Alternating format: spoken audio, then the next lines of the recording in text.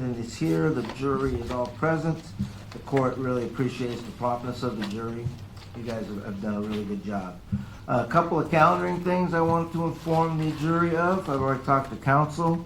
We will be working next Friday, the 13th, but the 20th we will not be. That'll be, if we're still in trial, that'll be a 3-day week. Okay, so if you have personal plans you want to make. So the 20th, we will not be holding a trial that day. We should be pretty well into the trial by that time, okay? Another thing is that today the state will be introducing evidence of the trailer. The trailer, we will be doing a walkthrough on Monday morning. It'll be downstairs, and that'll be approximately 10:30 till 11. So, till 12. So we will be doing a walkthrough of the trailer physically down in the troopers' sally port, down at the bottom of the courthouse, okay? Alrighty, we are ready to proceed, and Mr. Kalichek, call your first witness, sir. Trooper Norman, who's on the stand. Okay. Do you solemnly swear or affirm that the testimony you will give in the case now before this court will be the truth, the whole truth, and nothing but the truth? I do. Thank you. You may be seated. And for the record, would you please state your full name and spell first and last? It's Sean Allen Norman, SHAWNNORMAN. Thank you. Go ahead, Mr. Kalichek. Thank you. Good morning. A couple of preliminaries. How long have you been a state trooper? For 5 years. Where are you currently stationed? Glen Allen. And where were you before? I was down in the Matsu Valley, Palmer, and Wessler. And what did you do before you were a state trooper? I was in the United States Air Force for 22 years. What are your current duties as a state trooper? I'm a patrol trooper. And what does that involve? Traffic enforcement and investigating crimes against persons and property. And then turning your attention back to July of 2017, where you were a trooper, as you stated back then. Were you in the Palmer area back then? I was. Okay. And were you at the Palmer post or the Matsu West post in Wasilla? I don't recall exactly where I was at. I was assigned to the Palmer area, but we patrolled the entire valley. Now, my questioning here relates to July 15, 2017, and your interaction with Benjamin Grunwald and Edith Grunwald. Do you know what I'm talking about? I do. Okay. Can you describe for the jurors what precipitated your interaction with the Grunwalds? Yes. So that evening, while I was on duty, I received a phone call that they had located some possible evidence that they wanted me to come out and take a look at. And did you meet him someplace? I did. Where did you meet him at? It was on Kangaroo Court in Palmer. And approximately where is that? Kangaroo Court is just, I believe it's off of Helen. I don't know the other major cross there, but it's in the Palmer City.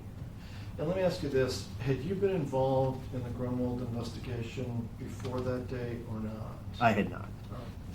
And then turning your attention to the map, can you help me, the exhibit number, please? On the upper right corner, remind me what the exhibit number is? Number 12. Thank you. States exhibit number 12.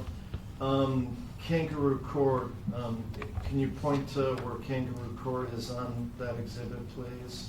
Kangaroo Court is right here with the green tab or yellow tab there. All right, thank you. All right, thank you. Now, tell us, describe the area for us, first of all. So Kangaroo Court is a dead end that I believe it was a gravel road, and then at the end of that is a trail that goes down into a gully and then comes back up the other side. And what did you do when you arrived there? I met up with the Grunwalds, and they took me down, showed me where that they had located the evidence. And about how far from the road, wasn't it from the road surface, was the evidence that you located? I don't know the exact measurement, but I would say it was probably maybe 100 feet, 150 feet maybe. It was down at the very bottom. And is this a wooded area, a field, a trail? How would you describe it? So it's a trail that goes through a wooded area. Looks like it was fairly well traveled, maybe four-wheelers use it. And tell us, what did you find, if anything? So down at the bottom, in the grass, I found remains of fabric and also woven pattern like an outdoor rug. And was there anything unusual about it? It was just fragments and pieces that were burned around the edges. It looked like it had been there a while. And do you feel like you took some photographs, I did. and do you feel the photographs would give the jurors a better idea than just a verbal description? It would. Judge, as before, Mr. Provost had a chance to see State's Exhibits number 228 through 237. I would move for their admission at that time so we can go through them with Trooper Norman. No objection, Your Honor. Okay, that was 220. 228 through 237. Got it. Okay, those are admitted.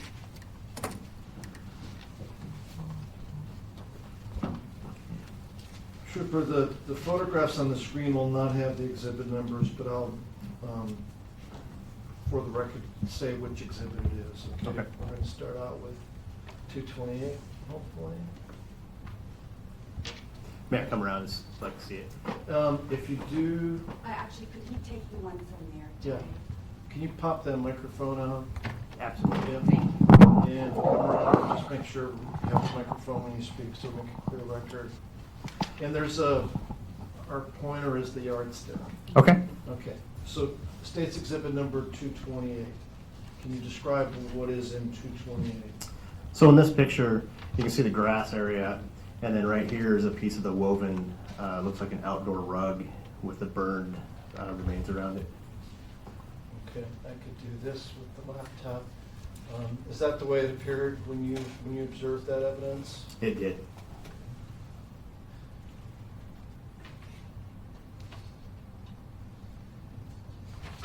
Let's go to the next one, which is State's Exhibit number 229. So also in this one, you can see right here in the middle of the photo, there's another piece of the woven rug that's got the burned edges around it laying in the grass. Let's do the same thing. Is that the way that piece of burned material appeared when you saw it on that July day? It is.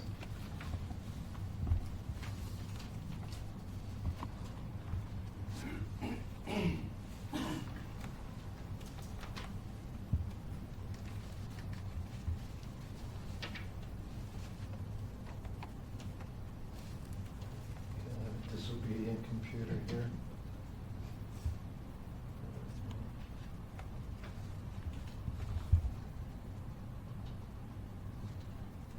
There we go. State's Exhibit number 230. So in this one here, it's a piece of the woven fiber here and here with the burned remains or the burned remnants. And then for measurement purposes or reference purposes, I've used a scale in the photo.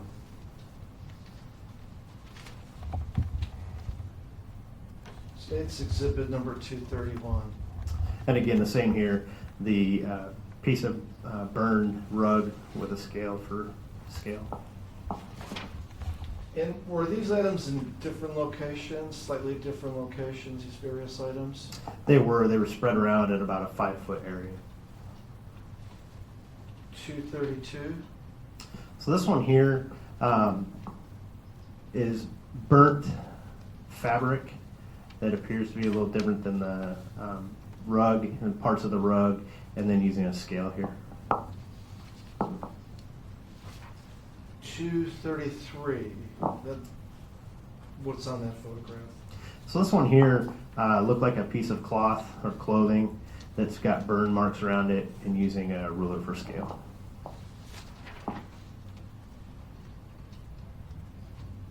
234. And again, another piece of fabric, burn edges on it, using a ruler for scale.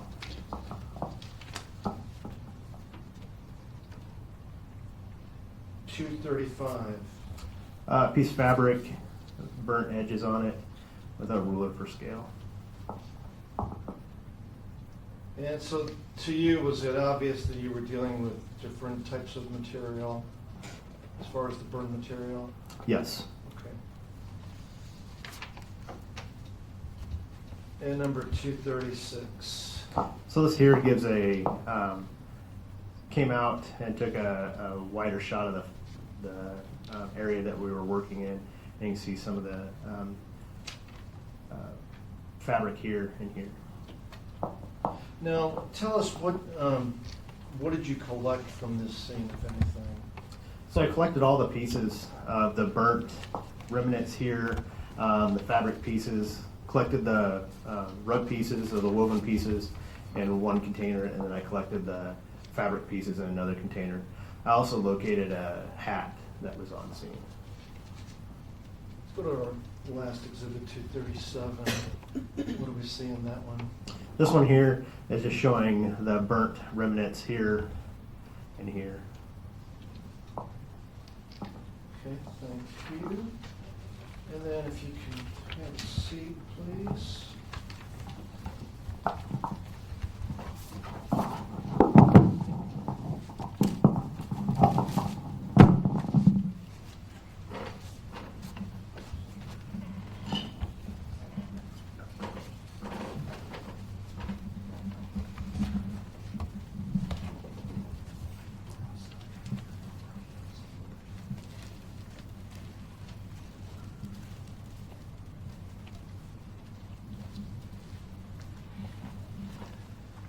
I'm going to turn your attention to State's proposed exhibit number 297. Of course, this has been packaged for trial purposes at this point, but do you recognize the bag, the markings on the bag, and the contents within the plastic bag? I do.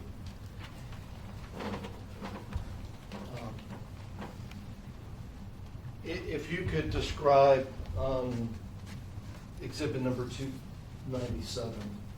So inside the bag are the woven pieces of the what appears to be the outdoor rug that I collected. I would move for the admission of 297. Any objection? No objection. So admitted.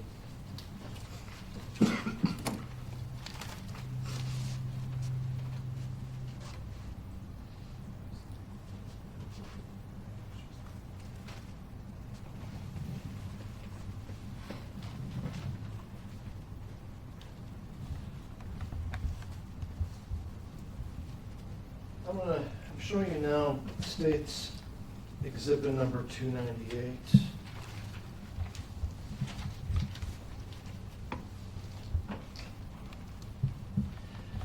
You said there was that, you located one more thing, I don't remember, did you tell us already?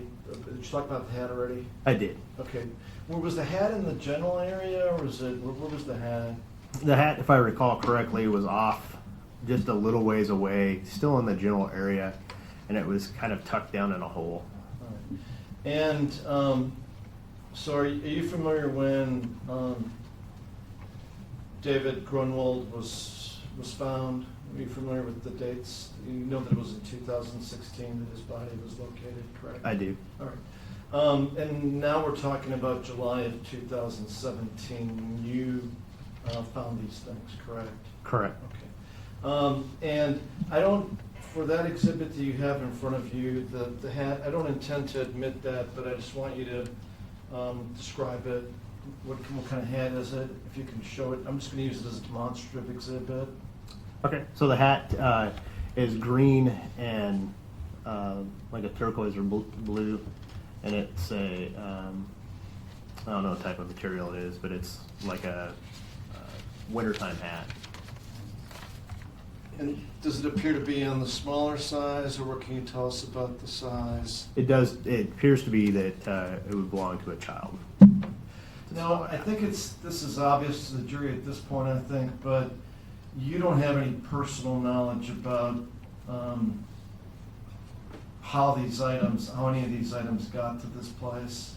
I do not. All right. And you didn't observe the burning of the items that were burned, right? I did not. And you don't have any personal knowledge about who left that hat there, correct? I do not. All right. But nonetheless, you, out of an abundance of caution, you collected all these items to have them as potential evidence in this case, correct? I did. Is there anything that I missed about the scene or the evidence collection that you think is important that I failed to ask you that you think the jury should know? I don't believe so. All right. Cross-examination?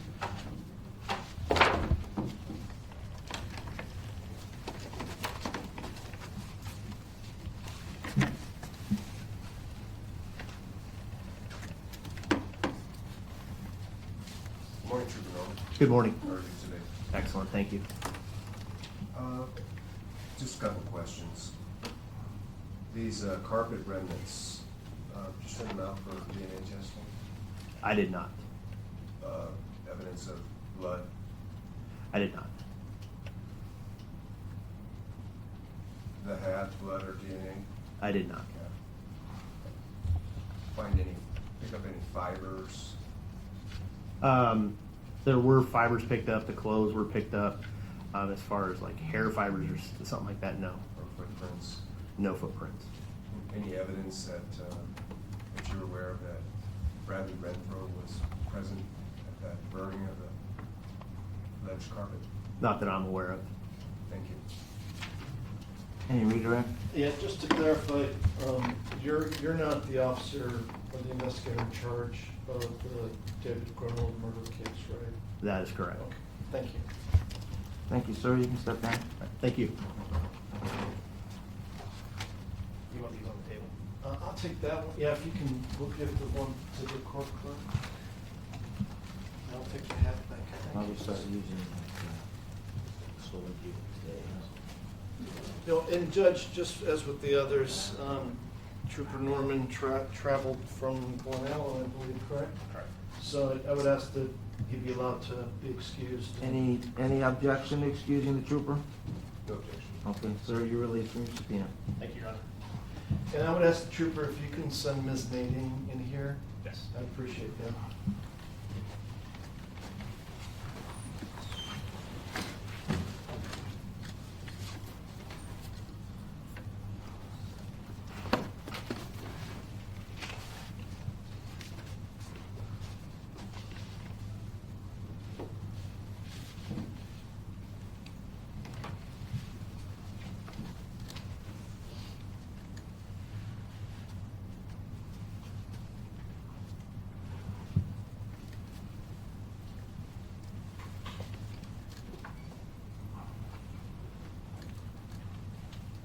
Come on up, ma'am. Have a seat up at the witness stand.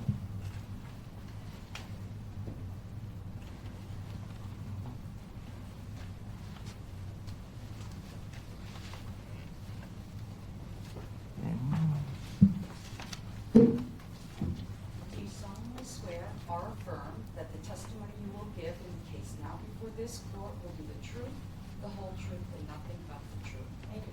Thank you. You may be seated. For the record, would you please state your full name and spell first and last? Jamie Nading, Jamie Nading. Thank you. Go ahead, Mr. Skalichuk. Thank you. Good morning. First of all, Ms. or Mrs., what do you want me to call you today? Whichever's fine. Well, preference. Mrs. Okay. I'm going to turn your attention to 2016 and ask you about some things you did pursuant to your job. But first of all, before I do that, I would like you to explain to the jury where you work and what you do currently. So currently I work at the State of Alaska Crime Lab in Anchorage, and I'm a forensic scientist there in the physical discipline, doing crime scene response, latent print processing, and latent print examination. How long have you been working at the crime lab? I'll be there 7 years this year. And the first category was crime scene response, Correct. and explain what that is. So for crime scene response, we support the troopers and law enforcement agencies around the state with documenting, collecting, and preserving physical evidence at crime scenes. when we get called out. It's not very often, and it's just depends on when we get called. When you do get called out, is it responding on the road system or responding by flying someplace, or could it be either one? Yeah, depending on where the location is, it could be we get there by car or plane. Where is the Alaska Crime Lab located? In Anchorage, Alaska. And roughly how many employees work there? I believe roughly around 30. All right, and the Crime Lab is what, under the Department of Public Safety, Correct. but separate from the troopers? Correct. Okay. And what jurisdiction does it service? The entire state. Okay. And are there others in your section that do the same things, the crime scene response, fingerprinting, what else did you say? Fingerprint processing and examination. All right. Are there other people that are in that section with you? Yes. And who are the other people in the section with you? Currently, we have Carly Weehee that can do crime scene response, and Melanie Wright. And in this particular case, were you working with one of your colleagues in 2016 on this case? Yes. And who was that colleague? Carly Weehee, and Martin Orlowitz was also present. He's no longer at the lab. All right. Now, let's talk a little bit about your background. How long at the lab? 7 years this year. 7 years. And have you been in the same type of work the whole time you've been in the lab, or were you in different disciplines? No, I've been in the physical discipline since I started. All right. And then in terms of your background and education, kind of working backwards, where did you work before the crime lab? Or was it schooling before the crime lab? Yes, schooling. I also worked as a pharmacy technician prior to getting employed at the lab. So it's kind of an in-between. Okay, give us an idea just of your educational background, first of all, and then we'll get into what training you've had that's specifically targeted toward your occupation. I have an Associate of Applied Science degree in criminal investigation. I also have a Bachelor of Science in biochemistry from the University of Oregon. And then trainings for specifically what obviously in this case, you're going to be talking about processing crime scenes, correct? Correct. So let's try to focus on that. What training have you had as to how to process crime scenes? I went through a year-long training program at the laboratory. It involved multiple readings, practical exercises, mock cases, mock courts, observed crime scenes, and that lasted about a year. Now, after that, I assume you started actually attending crime scenes and processing crime scenes? Yes, I attended some while I was in training, just not performing any activities, and then once I was signed off, then I was performing activities at crime scenes. And you already said that you and your colleagues don't respond to every crime scene, right? No, we don't have the manpower for that. Well, it would be impossible for you to respond. Yes. Right? So what categories, what would prompt the crime lab to activate and send people to a crime scene as opposed to just local police officers or troopers going there? Well, we get called typically from the troopers. PDs can call us too. But we normally are responding to homicides, assaults, sexual assaults. Those top crimes or people crimes are typically what we're responding to. And let's just talk a little bit about types of crime scenes. So obviously, some crime scenes are indoors, correct? Yes. Okay. And some are outdoors, right? Yes. Okay. And what other variables are there in terms of the things you may encounter at various crime scenes? Wow. There's kind of a lot. I Yeah. haven't been to a crime scene that's been the same. Right, exactly. Yeah, they're all different. So is weather a variable? Absolutely. Okay. And what can you tell us about lighting conditions? Have you been to daytime crime scenes? Yes.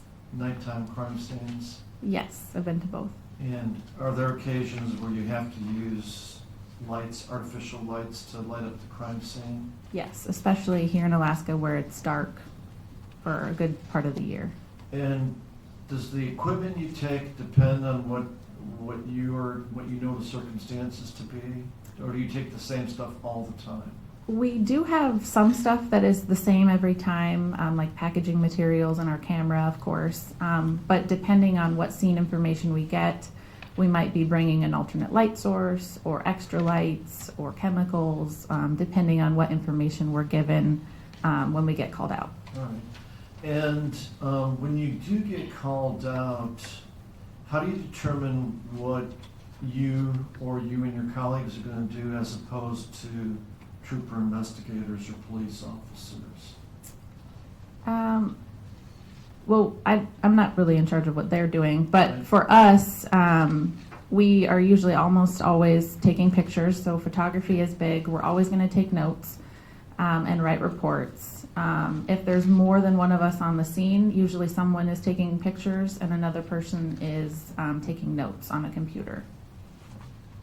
Now, for photography, do you have higher tech cameras? Yeah, we do have pretty nice cameras. And have you been trained in photography? And I know it sounds silly because everybody's got a phone now, and the phones have really good cameras on them.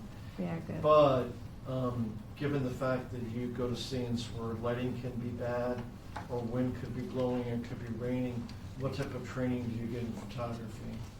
We do have quite a bit of training and continued training with photography. We use a lot of external light sources.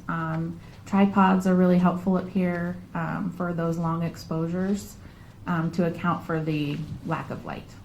And how many crime scenes do you figure you've been at during the course of your employment with the crime lab?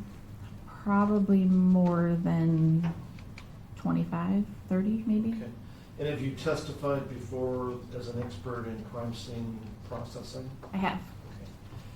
At this time, Your Honor, I would move to qualify Mrs. Nading as an expert in crime scene processing and investigation.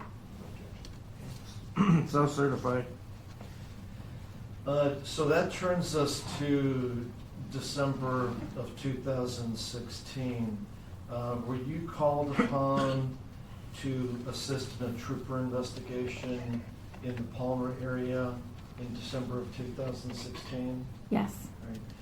And turning your attention to December 1st, I believe, 2016, did you examine a holiday vacationer, travel trailer, camper trailer, however you want to describe it? Yes. Where did that examination occur? That occurred at the Matanuska Towing and Recovery in Palmer, Alaska. And how would you describe that that vehicle? I mean, it was a travel trailer, maybe medium size-ish. I'm not very up on my travel trailers. Okay. And older, newer? I would say older. And who went there with you to Matanuska Towing and Recovery? Carly Weehee from the laboratory and Martin Orlowitz as well. He was in training at the time. All right. And was it inside storage or outside? We processed it inside the garage.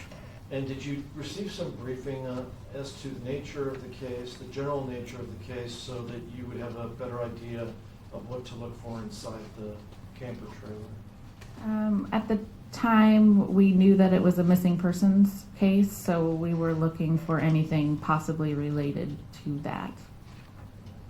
And so did you have a plan as to how you were going to proceed with this? Are you going to take an overall look at it and then start going piece by piece? Or what did the three of you have in mind when you got there? Yeah, so typically with vehicles in general, we are going to start with documenting the exterior if there's any damage. We usually document the tire info. We're going to start with exterior pictures. We'd like to do everything on the outside before we start disrupting and disturbing what's on the inside. So we started with documentation, we started with pictures, everything on the outside, and then once we went inside, in this particular case, Carly took the pictures. So she went in, took the interior photos without moving anything, And then from there, that's when we start searching with flashlights, seeing what's visible before we start actually picking things up and moving them around.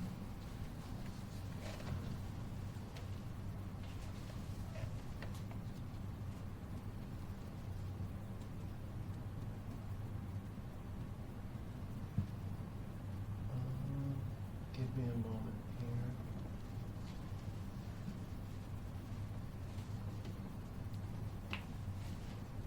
Just need to scroll down, because we're going to be dealing with two crime scenes here.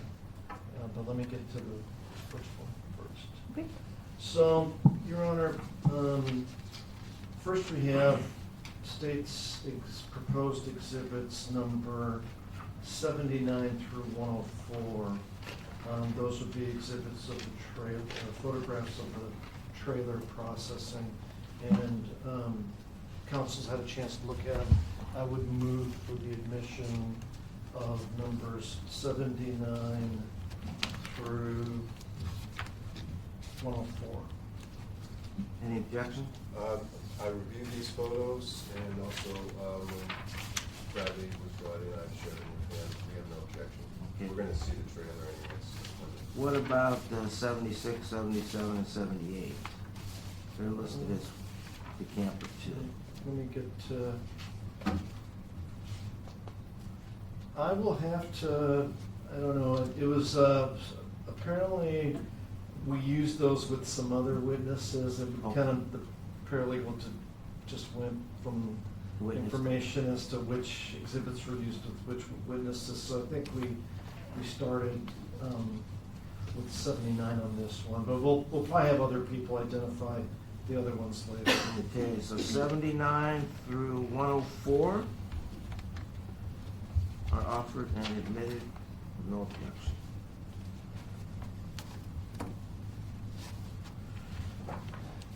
As I told other witnesses, I'm gonna start at 79, and I'm gonna make sure that the photo matches the exhibit. These don't, these are the images that were scanned, they don't have the exhibit stickers on them, so we'll just, and the point, if you wanna use a pointer, there's the ruler, the yardstick there. And are you comfortable looking, do you see enough of it? I can see it. Okay, so let's turn your attention to number 79. Can you tell us what's depicted there? Now, some of these, of course, are not at MTR, but we'll go from there. Yes, we didn't take this picture, but it looks similar to the travel trailer that we processed.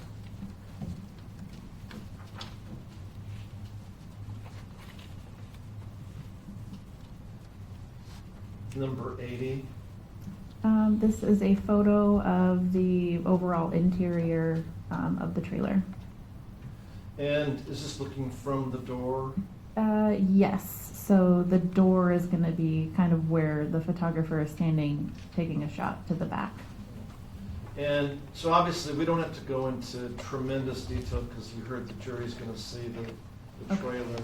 So I'm not going to go into every facet of the trailer because I think it'll be self-explanatory once they see him. But there's only one door, correct? Correct. And is there a bathroom in this trailer? Yes. Is the bathroom pretty close to where the door is? Yes, it's relatively close. And then, as we see, there's a little kitchen area, right? What's across from the kitchen stuff? It's some seating area, where maybe like a table seating area would be. Going to 81, what do we see here? This is just another photo of inside the trailer further towards the back, like where the sleeping areas would be. Furthest away from the door? Correct. All right. And the floral, that's the seating area, as Yeah. you remember it? Yes. All right. And again, some of these photos are a little bit redundant, but what do we see there? So this one actually shows a little bit of where the bathroom is going to be on the left side over here, but just another photo of the interior. All right, maybe point to where you think the bathroom is. It's going to be over here. I can't tell. I'm sorry, this is exhibit 82. This one's 82. Yes. Thank you. Let's Let's go to 83. What do we see here? This is a photo from inside the garage where we processed the trailer, and it's a photo from the exterior with the door open, looking in. Now, we'll talk about eventually that you removed some mesh from the screen door, correct? I personally didn't, but yes, But we did. people in your presence did. Yes, And was this photo taken before that was removed? I believe so, yes. It doesn't look. All right. Going to Exhibit 84. Just an overall photo from inside the trailer looking back towards the door here. This would be the door out, and then the bathroom right over there. And then this was sort of a closet space in between.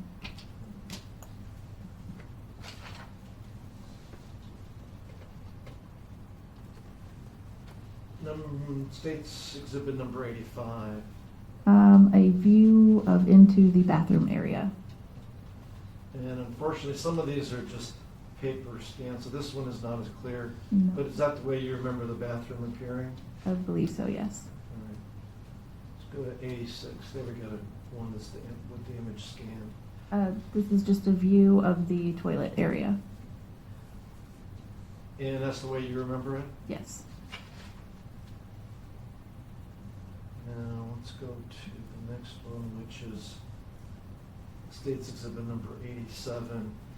Now we have some identifiers placed by lab personnel on parts of the camper, is that correct? Yes, so these small white stickers that you see here and there and on the floor here are placed by us. All right.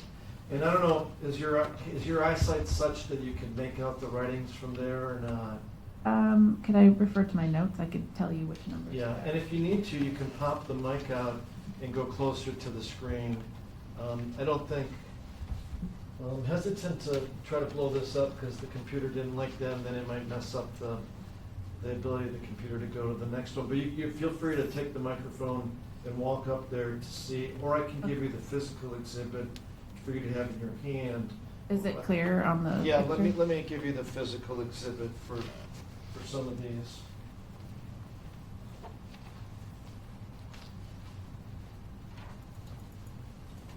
And that way it'll have both. Oh, yes.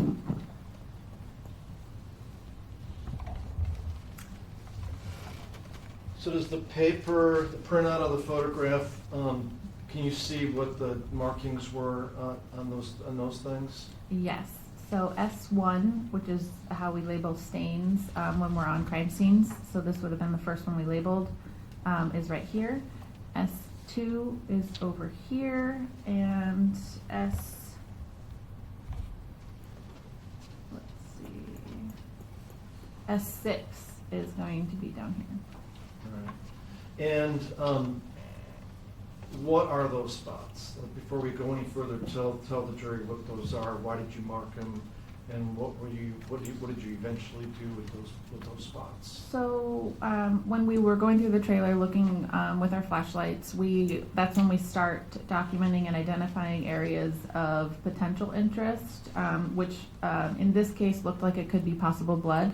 So we ended up marking these areas so that we could do a presumptive test for blood. And the floor is the way it appeared to you? Yes. We added this. There was a bunch of sticky stuff on the floor that was really sticky to our feet, so we added that. Okay. But there was no rug or carpeting in that area at the time, is that No. right? No. And did anybody take note of that, or was that not discussed, the lack of? The lack of carpet? Yeah. No, we didn't know that there was one before, Okay. so. It was, So you didn't have any knowledge about how this trailer looked when people were using it before, right? no, I had no idea what it looked like before. Okay. All right. Hang on to that exhibit, then we'll go to some close-ups of some of those areas. States Exhibit number 88. What do we see here? This is a close-up of S1, which was on the side of that door frame. just a close-up area of the stain that we saw. And did you collect anything from that area? Yes, we did a presumptive test for blood using hemosticks, which was positive, and we swabbed and collected this area. Right. And describe the collection procedure for the jury. What do you use? How do you do it? So to collect a stain, we're using a swab, which is kind of like a longer Q-tip, it looks like. We'll wet it with water, maybe 1 or 2 drops, just a little bit, and then we will rub the swab over the area while we're rolling it so it gets on all sides, and we just collect as much of the area as possible.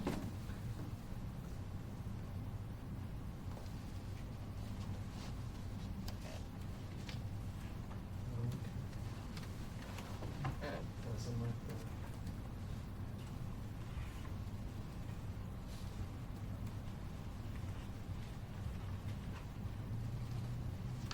All right, I'm gonna avoid doing the blow up because it's causing problems, but we're going Okay. to the next one. And these are close-ups anyway, so you'll Yeah. have to just describe them. S2, it states exhibit number 89, first of all. What do we see there?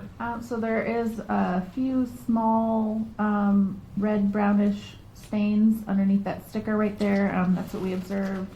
We also tested this with hemosticks. It was positive. We swabbed and collected the area. And the hemostick is positive for presumptive blood? Yes, it's a presumptive test. It's not saying it is. There are false positives. It's not human specific. So we're not sure. And It's, is that what is it? Is it a chemical reagent or is it change color? What is it? How does that work? so hemosticks, it is a color change test. It's a small pH-like strip. It has a yellow pad on one end. So when we're testing it, we'll collect a small sample of the stain on a swab, and then we will touch it to that yellow pad, and if it turns green, it's presumptive positive. If there's no color change, it's presumptive negative. And so it's reacting to the heme components in the blood.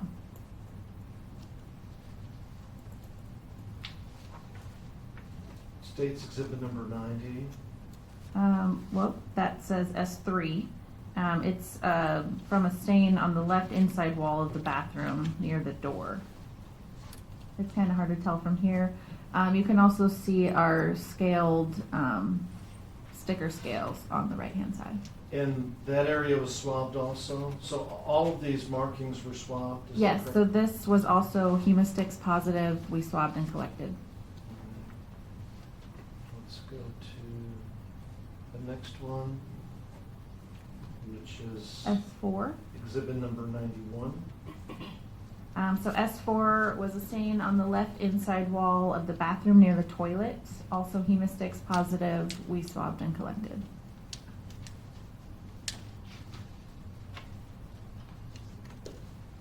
And this is states exhibit number 92.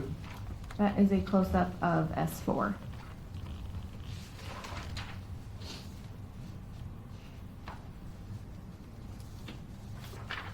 And for the photography, is it pretty typical that you take one photo of the large area and then you hone in on the small area?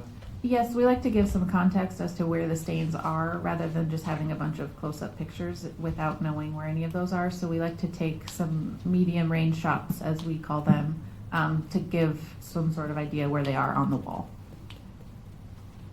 States exhibit number 93.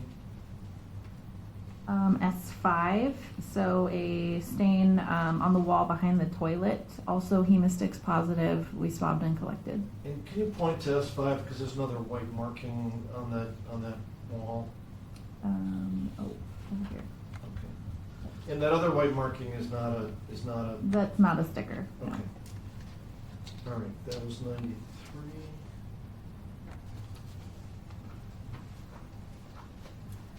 A close-up of S5. And this is states exhibit number 94.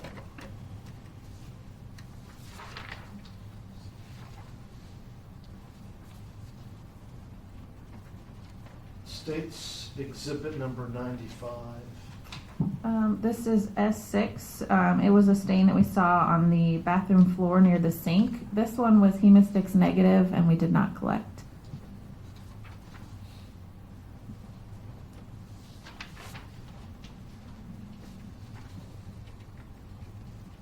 State's exhibit number 96. This is a photo of the screen door. We did swab an area S7, which was hemostix. Oh, we didn't swab, I'm sorry. It was labeled S7. We ended up cutting this out. All right.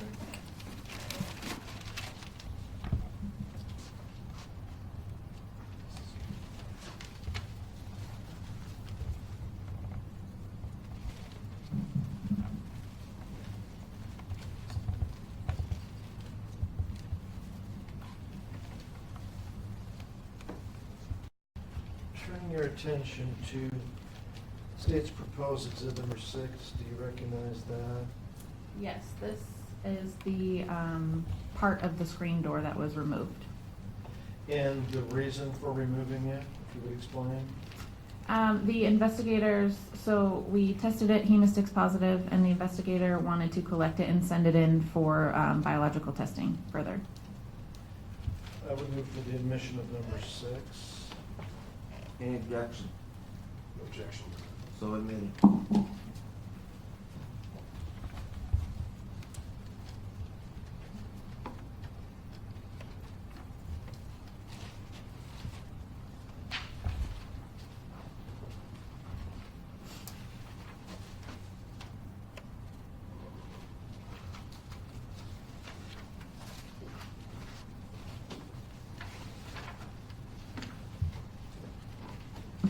Turning your attention to state's exhibit number 97.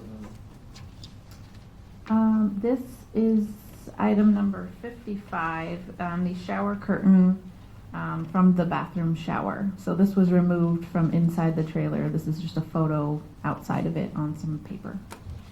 And likewise, was the decision made to take that with you as evidence and have further processing done at the crime laboratory? Yes, typically things for biological evidence that we can remove and collect, we will. If it's something like on a wall, we prefer to swab it since it's harder to send a whole door in. But things that we can physically take, we prefer to do that. And look at them in more of a controlled environment. And was that the situation with the screen too? The decision was made to take the mesh from the door, take it and have it further processed at the crime lab? Correct. And is that a different discipline, or somebody else would do that in the crime lab? Yes, so I work in physical. Someone in the biology section would be working the DNA or biology requests that come into the lab, not myself.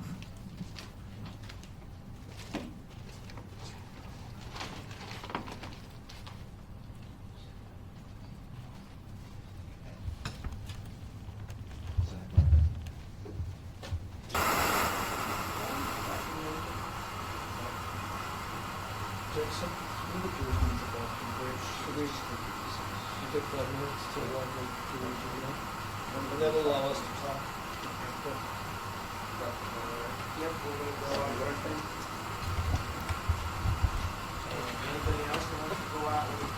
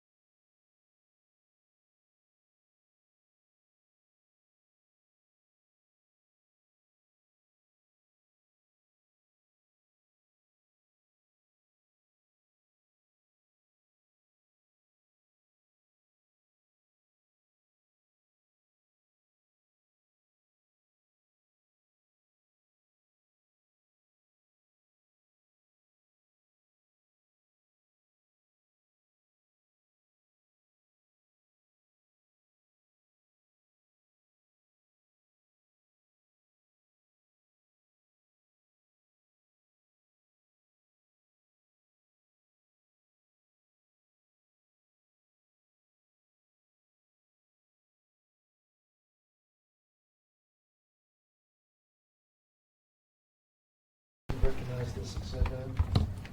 It appears to be the shower curtain, and those are my initials. All right, and can you tell us, was the curtain actually on a curtain rod? Was it actually hanging, if you remember, or was it balled up someplace? What can you tell us about the shower curtain? I don't recall. I'd have to look at the overall pictures. Okay, let's see if it, maybe, It's probably in one of them. all right, but you're positive that is a shower curtain that was removed from the camper trailer? Yes. All right, I would move to the admission of number 7. Any objection to the omission of number 7? No, Your Honor. So admitted.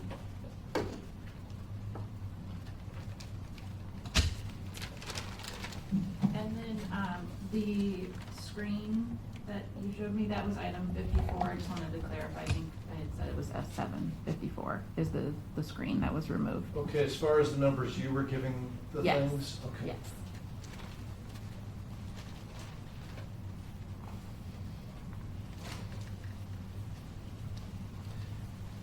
Now, was the thought on the curtain, shower curtain, in the screen that since you found stains in the trailer that tested presumptive positive for blood, that there may be further such evidence on these things? Yes, so we did see some visible stains. We didn't test the shower curtain. We just collected it for further testing. But we did see some staining. Okay. This is number 98, exhibit number 98. Yes, so this is 54 showing the portion of the screen that we were going to remove.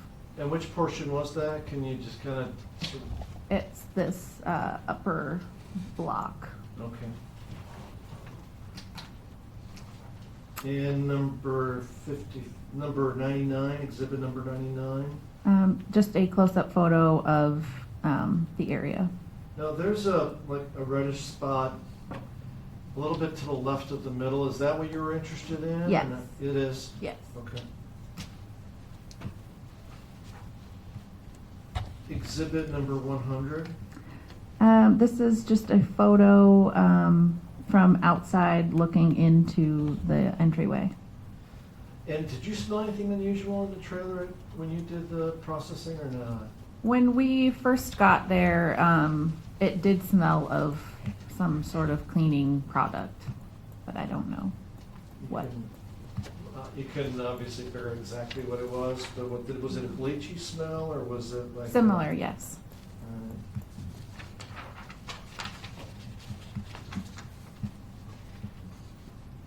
Now, the sticky stuff was what on the yellow part? So it's do you see this line right here? Okay. That's where that was, down the center. Right. Did you ever determine what that was or not? No.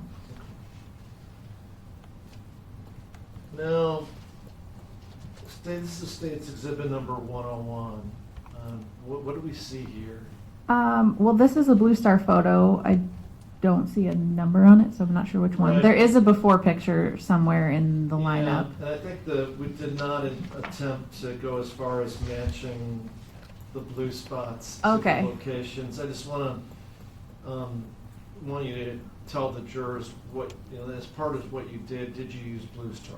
We did. So at the end of processing, Blue Star is another presumptive test that we have. Usually we use it when we're looking for trace blood or really small amounts that aren't visible. So it is a chemical that also reacts with the heme component in the blood, and it causes a blue chemiluminescent reaction, which just means it glows this blue color when it's positive. There are false positives. Typically, the color and duration is not the same for false positives as it is for a true reaction. All right. But in terms of what, like proof positive that the stains were blood, that requires further analysis at the lab, is that right? Yes, so these are areas that we're looking at were all swabbed and collected and sent to the lab. As suspected blood. Yeah, as presumptive positive. I can't say for blood sure. stains, right? Yes. So that was 101.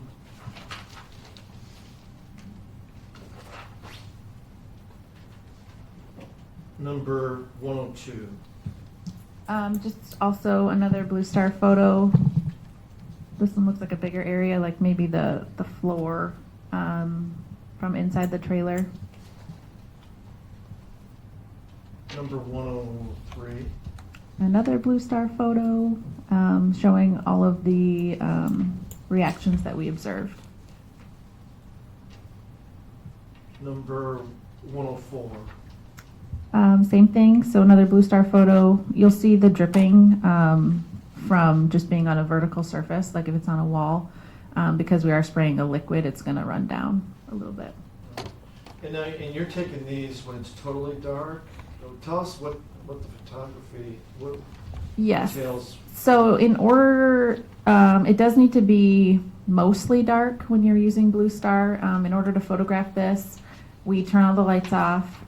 We see a positive reaction. We're going to set up our camera. We're using a really long exposure, somewhere between 30 seconds and a minute when we're taking these, so that our camera can capture all of the light. Since there isn't any, we need a longer time to take the photo, and then that's about it.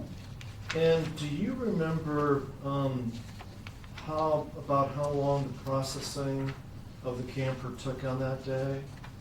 I don't recall. I'm not asking for specifics, I'm just kind of asking for a ballpark. Is this a 1 hour process? Is it no. 2 hours? Is it 4 hours? Do you remember? Well, we arrived at 9:15 Okay. and we left at 3:45.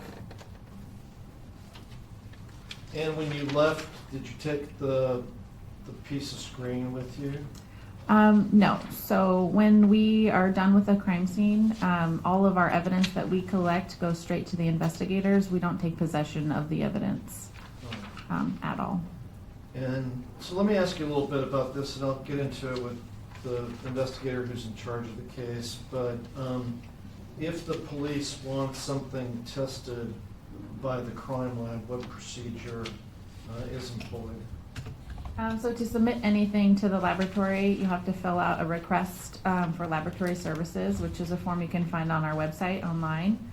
So they'll fill that out, they'll put all the case information in, their item numbers, and then they will select the testing that they want performed on the item. All right. Now, does the lab say, okay, we'll do everything you want? Or does the lab sometimes pick and choose based on what can scientifically be done? Or is there consultation at times? How are those decisions made?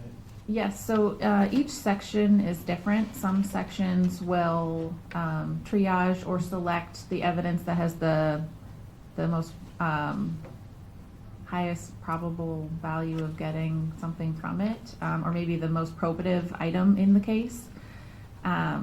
But it is dependent on sections. So. And then I'm going to show you another piece of physical evidence.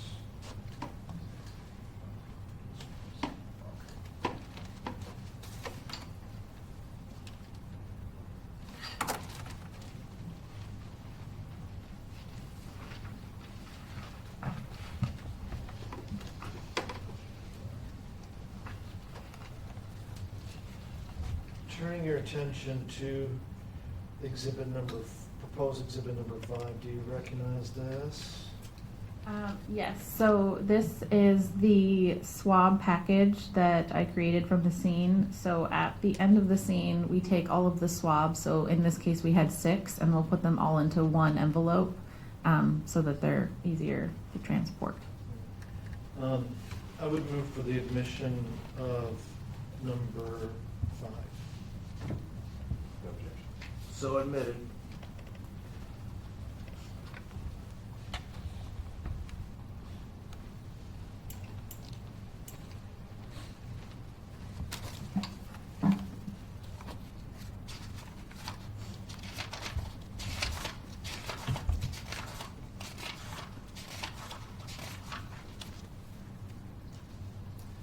Now, was this given to the troopers, or was this taken to the lab by you? Nope, it was also given to Investigator Decor, I believe. So then they would have to They still have to fill out the fill out request. form and Yes. send it back to the lab. Now, is there some reasoning behind that, or is it just like that's the procedure that's followed throughout the state? Yep, so that's the procedure that we have in our crime scene manual. And typically, we're not always going back to the lab after a scene. Sometimes we go home, or just depending on what day it is. We don't always drive back to the lab, so we don't take possession of any evidence other than the pictures that we take, which get uploaded into our digital vault. All right. Now, with these things, now, do you ever like follow up to see who else in the lab did what, like after the fact, so you can determine, like, did we find real blood stains in the trailer, or were they fake blood stains, or were they not? Do you ever do that follow-up, or where you consult with people after they've done further testing at the lab, or not? Not always, but sometimes, like someone from a DNA section will come down and tell us the results, but not always. All right, so before I leave the topic of the trailer, let me ask you, and we're gonna have some stipulations about the testing, so not to bring all the participants from the crime lab, but for example, the screen, okay, just, I don't know if you know which crime lab employee did the processing of the screen. I have no idea. And, right, but just tell us the procedure. So the screen, the police fill out a laboratory, what is it again? The Request for Laboratory yes. Services, RLS, right? Yes, That goes to the lab, and then somebody from the trooper agency would have to transport the evidence to the crime lab, right? yes, it would need to be brought to our evidence department. And then you folks have people working at the evidence department in your crime lab? Correct. Right. And they log in the evidence when it's brought there physically? Yep, they log it in. They also add a laboratory number with a barcode, and then they'll store it in the evidence vault. All right, now we know for the screen, and this is talking generally, for items like the screen and the curtain, the intent was to have somebody examine it in a laboratory setting, right? Correct. And what discipline is that? So that would be in the biology section. Specifically, screening is first. So when items are sent in, someone that works in the screening discipline in biology can look at the item as a whole and see if there are any areas of potential value. Right. Now, in this particular case, for such items, if the screener has the item on the table and sees the same thing you see, like this looks like a blood stain, what could the screener do with that? They have more specific tests in the laboratory. They do have a human-specific test as a presumptive test for blood, but it works similarly to hemosticks, what we use. And can they do the swabbing just like you did in the camper? Yes. They can take the Q-tip type thing and put what solution do you put on there? Just sterile water. Sterile water, swab it, put it in a container, seal it, right? Yes. And is that what the DNA section gets eventually, or the swabs? Yes. Okay, A swab or a cutting of some sort. okay. And like for this, and we know the jury's gonna find out it did get analyzed for DNA, but what they would cut a portion of the Q-tip type thing? From what I understand, yes. Right. But you'd have to go further with one of them. Right, but I'm just, Yes. I want you to explain to jury just the general process of how, like for these things, these would not have to go to a screener at this point, right? No, because they're already swabbed. Right, okay.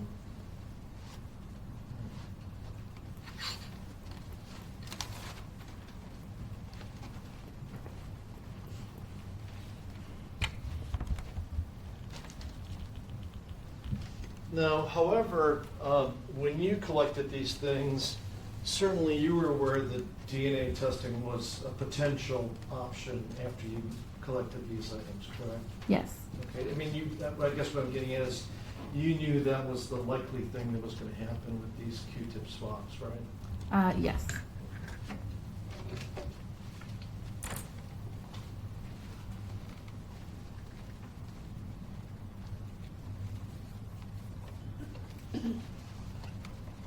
And was that the only time, that was it for the trailer, that was the one day? Yes. The time, from the time you specified to the time you left, that was the one day that you analyzed the trailer, right? Yep. Now, is there anything that I forgot to ask you as far as what you think may be important for the jury to know about the camper trailer, or do you think we've sufficiently covered it? I think we've covered it. Okay.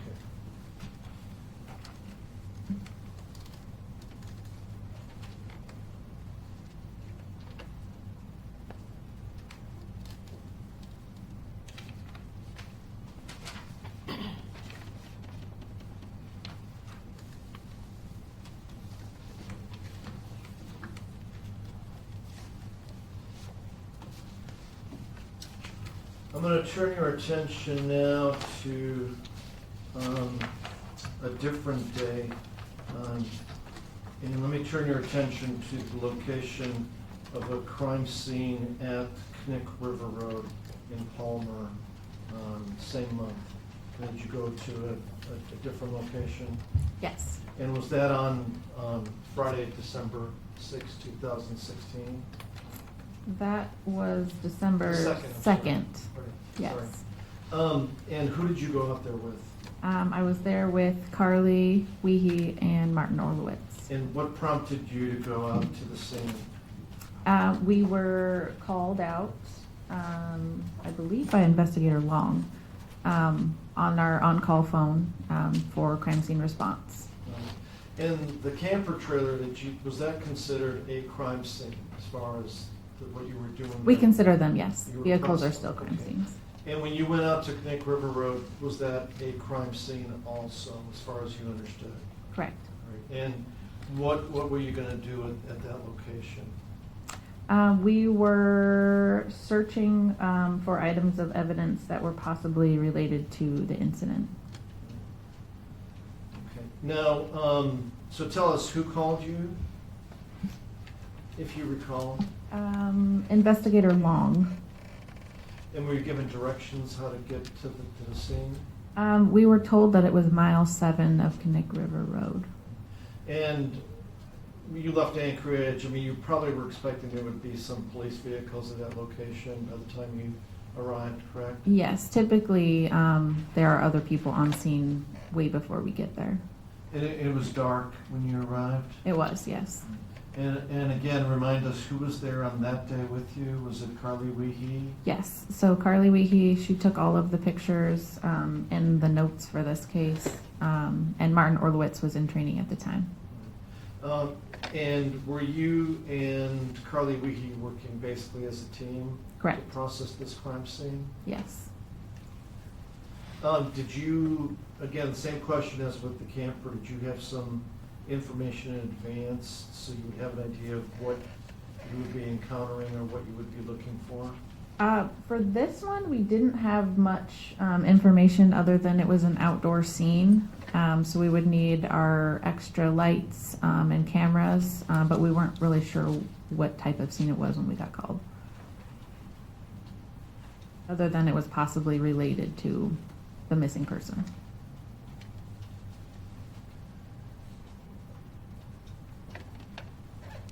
All right, let me turn your attention to State's Exhibit number 52, and this series involves State Exhibit, proposed Exhibit 52 through 70. Again, I believe Mr. Provost had a chance to look at those. I would move to admit 52 through 70 to allow us to look at them with this witness. Any objection?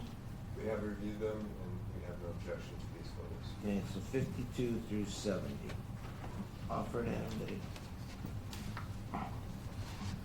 Looking first at number 52, can you tell us if you recognize what's shown there?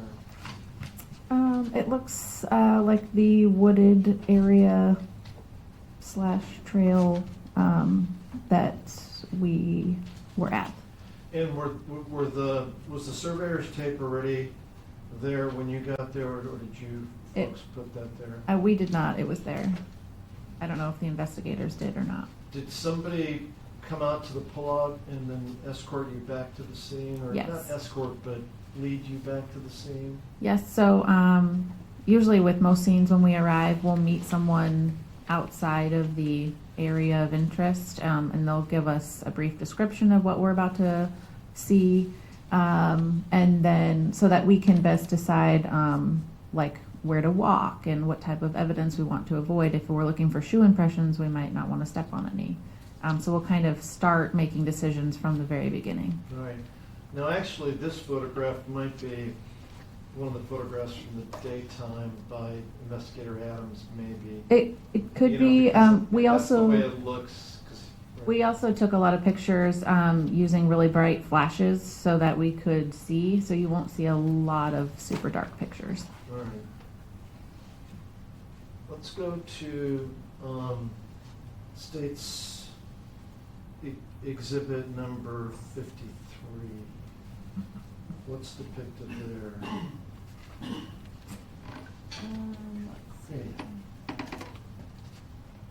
So 53 is number 58, which is the discharged cartridge case that was found on the ground near the feet of the deceased.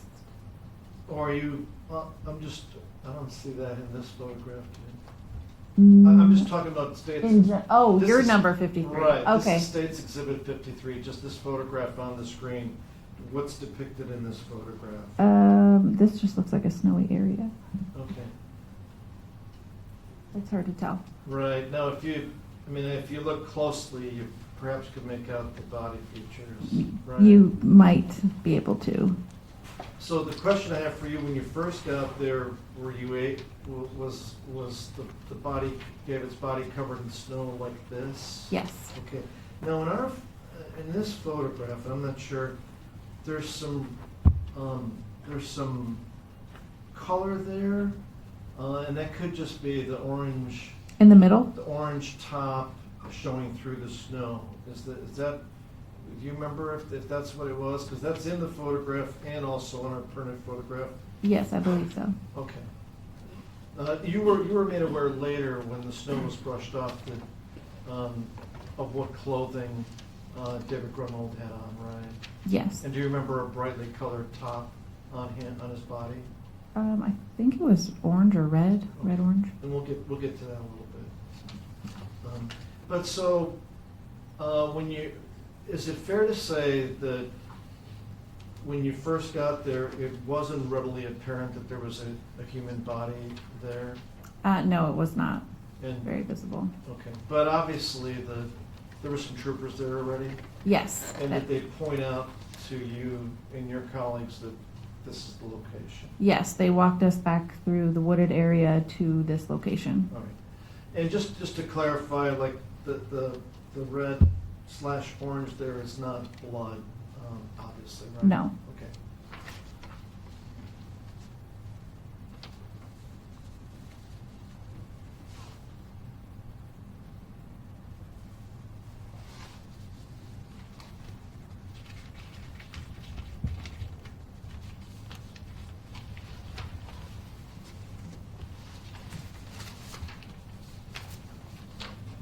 I'm missing a couple of exhibits here, but let me go to the one that I need to go to.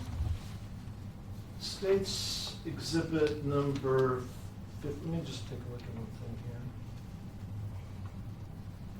This is gonna be a while, Mr. Kalachek, because I could get a little bit of morning break.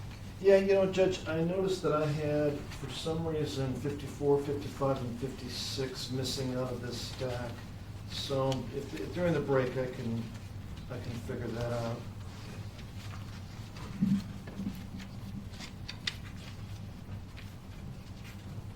This is probably a good time to take a morning break, so we'll go ahead and break for about 15 minutes.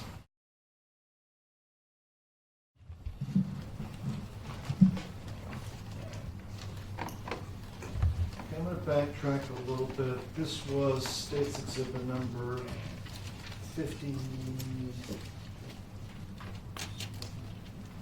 53, and you already talked about this. And Judge, what I would do, I noticed the issue we had another witness cover 54, 55, and 56, so I would withdraw my motion to admit those at this time. They're basically different angles of the same photo. And just so my motion for admission of the exhibits would have been from the ones we already admitted through 70, with the exception of 54, 55, 56, which we'll cover later. Madam Clerk, did you get all that? So we're withdrawing exhibits 53 through, Just 53, 54, and 55. the remainder. No, I'm sorry, 54, let me get specific here. This is 53 we have on the screen. 54, 55, and 56, we will be admitting those later. later. Thank you. Thank you. All right, so with that, this next one is the same image that appears on State's Exhibit number 57, although it was scanned in in a different manner, so ignore that little yellow thing on the bottom on that one. But can you tell us what's depicted here? Well, it's hard to tell, but this looks like the snowy wooded area that we were in. So let me ask you this, by the time you got there, was the snow brushed off the body of David Grunwald already? Because I know you're saying you're having a hard time, Yes. figuring out what's under there, but by the time, do you remember by the time you got there, was the snow already brushed off? I believe that the body was more visible than that. Okay. But in this one, could you, if you look closely, You could, could you tell that there's the outline of the body there? yes. Okay. All right, let's move on to the next one. The next ones will be more obvious. Now, State's Exhibit number 58, one of the photos that was taken at that particular crime scene. Yes. All right, and tell us what's depicted there. So this is a photo of the deceased, and then the shoes or slippers that we saw below the feet area. State's Exhibit number 59. A different angle also of the body, but more of the snow brushed off.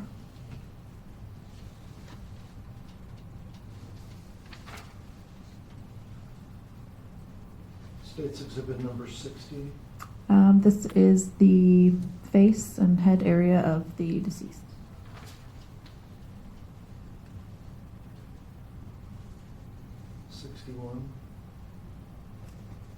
This looks like the waist area of the body.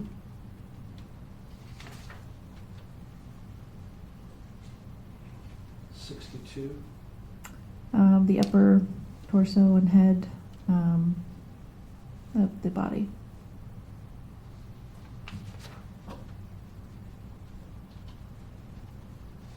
'63. This is just a closer picture of the hands.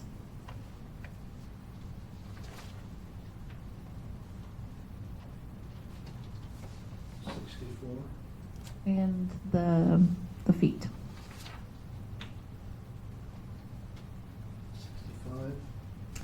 65. So this is a picture of underneath the body. So they've rolled them to one side, and this is underneath.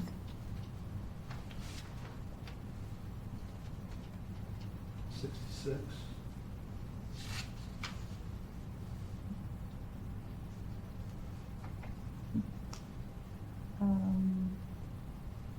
That one's hard to see. Yeah. Then I have the photo itself. Do you have the photo number? No, I don't, but this is a photograph of The area underneath? the back of the head. Okay, yes. And this- It looks similar, yes. Okay.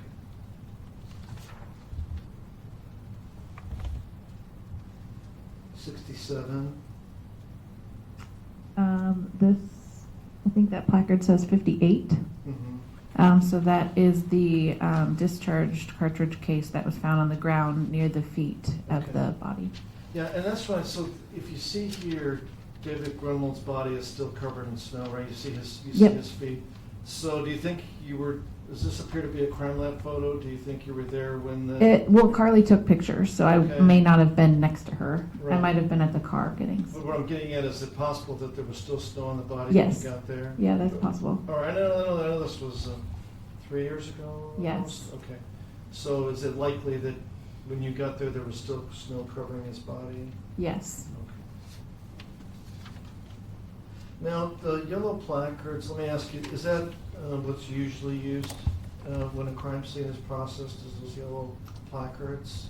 Yeah, they don't have to be placards. They could be an index card or like those sticker scales we saw on the wall in the trailer. But typically we use the yellow placards because they're easily visible. And is that the way you remember the terrain? I know it was dark, and I know you were using Yes. artificial lighting, but as far as thickness of the woods and how developed the trail was or not developed, is that the way you remember the scene? Yes.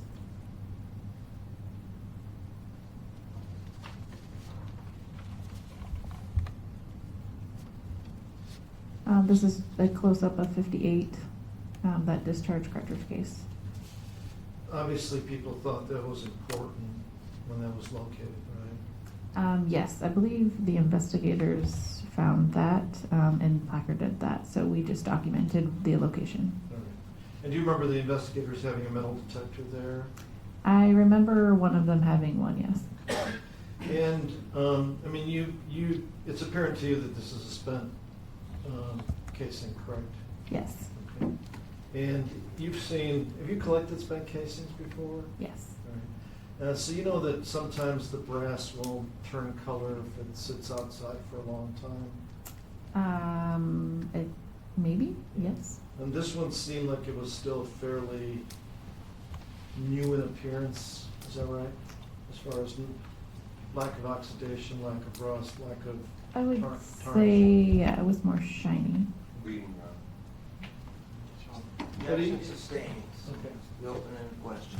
Rephrase it. But so have you ever hiked around and seen like old shell casings Yes. on the ground? And are you familiar with some of the color changes that occur when metal objects are exposed to the elements for lengthy periods of time? They might appear more dull.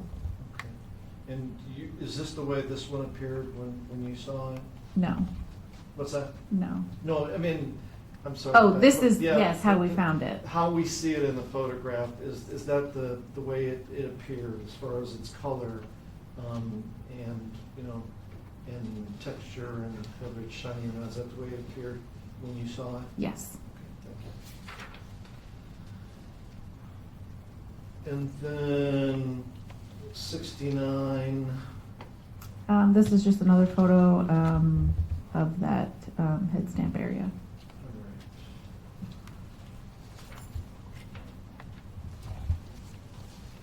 And then 70, I mean, what does that show? That appears to be one of the investigators with a metal detector. Now, is this after David Grunwald's body was removed from the Yes. scene? It appears to be, yes. In other words, that area where there is no snow, was that the area that he was located? Yes. Originally? I believe so. Okay. And it's consistent with that stump or whatever the log covered with snow in the previous photos? Yes. Now, again, going back to who did what, this casing, was that the only casing that was located while you were there? Yes. And again, collection, we already explained that. Who collected the shell casing? Was it crime lab personnel? yes. Or was it trooper personnel? Nope, we collected that, and then we hand our evidence back over to an investigator before we leave the scene. All right.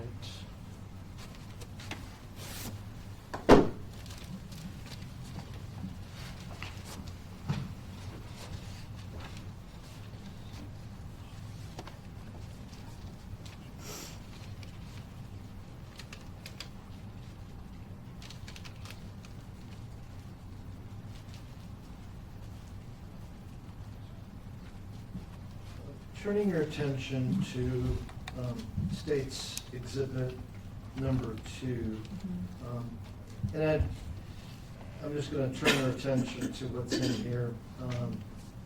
I don't think there's going to be any disagreement from the defense that this was the casing was collected. It's got a description and evidence that's been through the crime lab. But I was just going to ask you, does this appear to be the same type of spent shell casing as collected at the scene?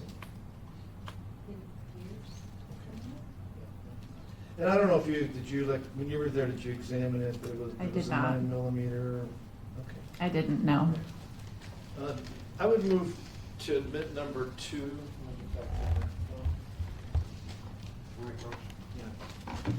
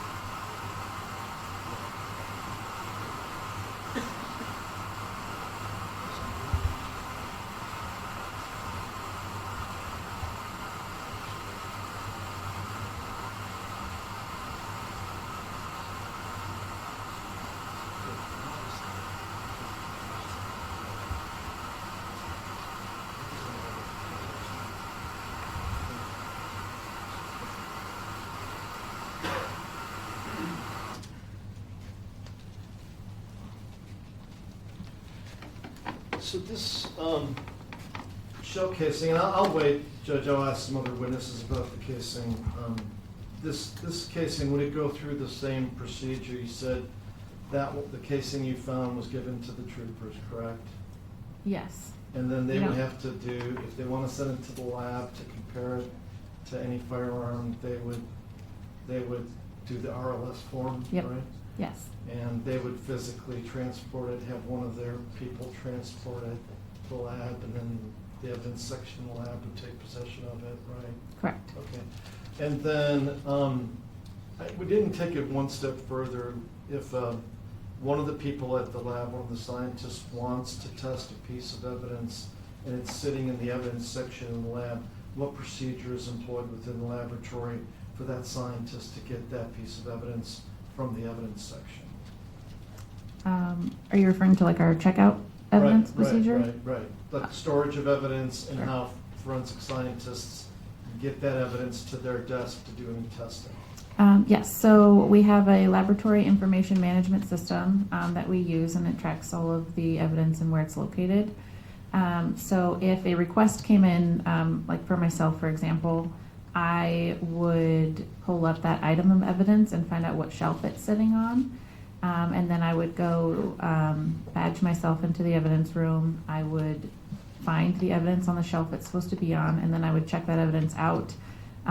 We all have barcodes and personalized PIN numbers that we use when we check out evidence. So we would do that, and then it would be in your possession until you checked it back into the vault. All right. And obviously, you don't work in the firearms section, right? But I do not. is there a firearms section at the crime laboratory? There is. Now, is there anything else about the crime scene that was important from your perspective as a person who does this for a living? Is there anything else that was found that you think was important that I haven't covered with you, that I may have missed? Nope, I think we covered it all. All right. Now, at this point, Judge, I would like, going back to our stipulations, what I would like to read at this point are the stipulations that parties have about what happened to the evidence, with the evidence that was collected by Mrs. Nading. I think it's a good time so the jury can hook up the stipulation to Mrs. Nading's Okay, testimony. do you have a copy of that stipulation for the court to follow? I do,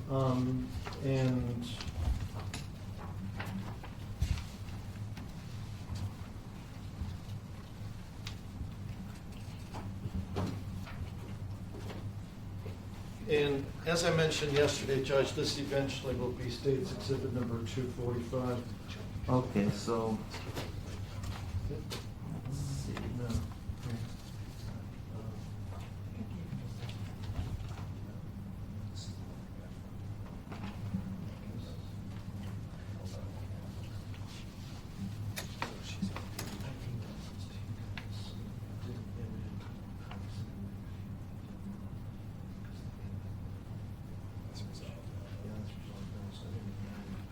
These are just cross slips of the guys who exchange papers. If you want to hand it to them, just burn a copy of this at the office. I'm not doing it. So the ones that, if council needs a second to go over, the stipulations I intend to read are what the stipulations regarding David Canaris and what he did with the shower curtain and the screen, the mesh. And he did some other stuff, but I don't want to read that now. okay, so to identify the one you're reading into the record, it begins with the parties agreeing to stipulate that if called as a witness, David Canaris would testify to the following. Right, and it would go through, it would be 1, 2, 3, 4, 5 under him. Okay, Then in turn, after that, I would transition into Stacy Johnson. If called as a witness, Stacy Johnson would testify to the following. And it would apply to the trailer materials 1, 2, 3, 4, 5 through 5. okay. The items that Mrs. Nading testified about today, essentially.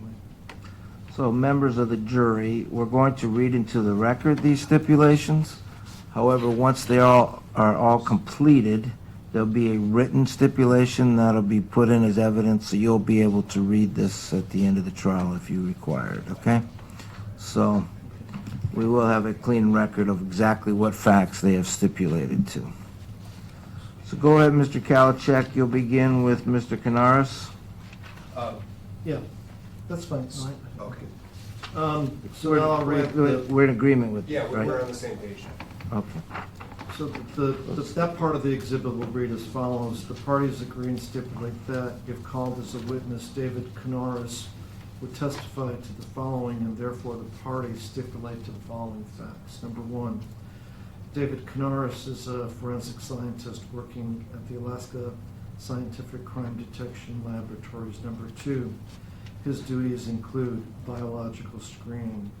Number 3, in December of 2016, he analyzed a shower curtain, parenthesis, P16051874, parenthesis, and a section of mesh from a screen door, parenthesis, P16051877, parentheses, seized from Rodney Elmendinger's holiday vacation or travel trailer. He detected stains which tested positive for presumptive blood on the shower curtain and isolated the two stains together on a swab as item P16051874DK. He detected a stain which tested positive for presumptive blood on the mesh and isolated the stain on a swab as item P16051877DK. So that's what he did pertaining to these items that we discussed this morning. And then I'm going to jump to the other part, which is on page 1 and 2 of the exhibit, which will eventually be 245. And it says the following: the parties agree and stipulate that, if called as a witness, Stacy Johnson would testify to the following, and therefore the parties stipulate to the following facts. Number 1, Stacy Johnson is a forensic scientist working in the DNA section of the Alaska Scientific Crime Detection Laboratory. Number 2, her duties include testing items for the presence of DNA. Number 3, in December of 2016, she analyzed the following items for the presence of DNA. And we list what she analyzed: P16052505, known DNA sample from David Grunwald obtained at autopsy. P16051870, David Grunwald's toothbrush. P16051876, I'm sorry, correct that. P16051876-1, swab of wall in trailer, right of bathroom door. P16051876-3, swab of inside wall of bathroom in camper near door. P16051876-4, swab of left inside wall of bathroom in trailer near toilet. P16051876-5, swab of wall behind toilet and bathroom. P16051876-6, swab of interior screen door frame. P16051874DK, stain from shower curtain. P16051877DK, stain from screen door. Number 4, Stacy Johnson, using the appropriate instruments and testing methods, obtained genetic profiles, parentheses, DNA profiles from all these samples. Number 5, Stacy Johnson determined that the genetic profiles, parentheses, DNA profile, parentheses, of David Grunwald's toothbrush and of the swabs and stains from the holiday vacationer travel trailer belonging to Rodney Almendinger were the same as David Grunwald's known genetic profile, parenthesis, DNA profile, parenthesis, in other words, that they matched. Parties want to come forward real quick? Sorry, Mark.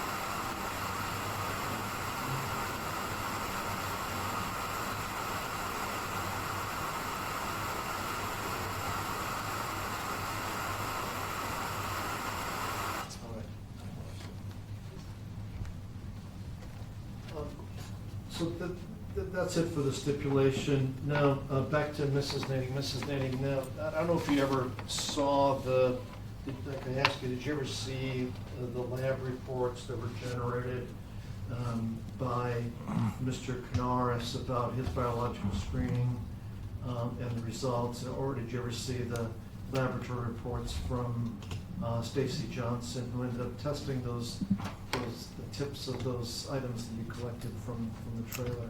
I don't think I saw all of them, no. Okay, but in terms of the end result, as far as what you collected, was it natural for these items to take the progression through the laboratory in terms of the screening of the curtain and the mesh, and then also the subsequent DNA testing for the the swabs that Mr. Canaris took and the swabs that you took, and the subsequent comparison of those DNA profiles to the known DNA profiles of David Grunwald, that everybody knew that was going to be kind of the end analysis, right?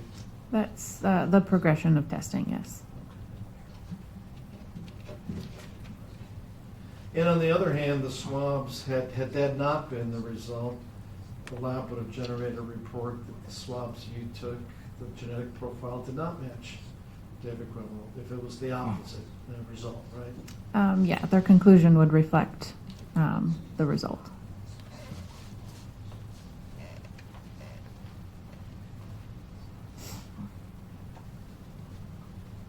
And I should clarify in terms of, since I have you on the stand, Stacy Johnson is a scientist at the crime laboratory, right? She is, And she does indeed work at the DNA section, right? yes. Okay. And David Canaris, is he the director of the lab now? He is the chief of the laboratory, yes. Okay, but he also does bench work, science work, right? So yes, previously he used to work in the biology section. He also is in the footwear section and currently running the lab as chief. Okay, thank you. You're welcome. Cross-examination?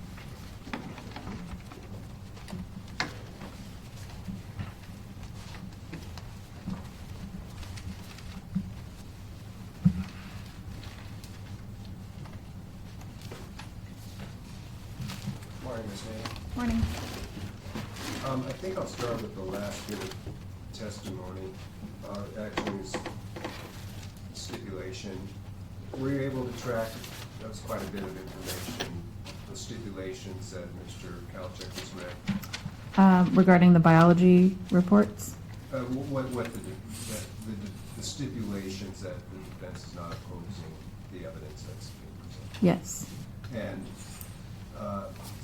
so, just to be clear, your understanding is, if you heard it right, and correct me if I'm wrong, that all this DNA testing, lots of matchups with David Grunwald, but also for each DNA sample, no match was made for Bradley Renfro. Correct. You understood that? Yes. Just a few more questions.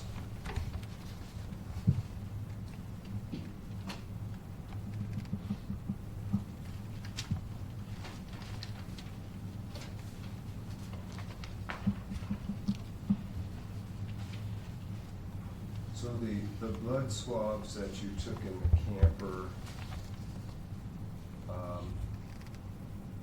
were these more in the form of isolated blood spatters, above the floor, off the floor? There were from various areas. So there were some on the wall. But none on the floor? I think S6 was on the floor and that tested negative, so we did not collect that. If there was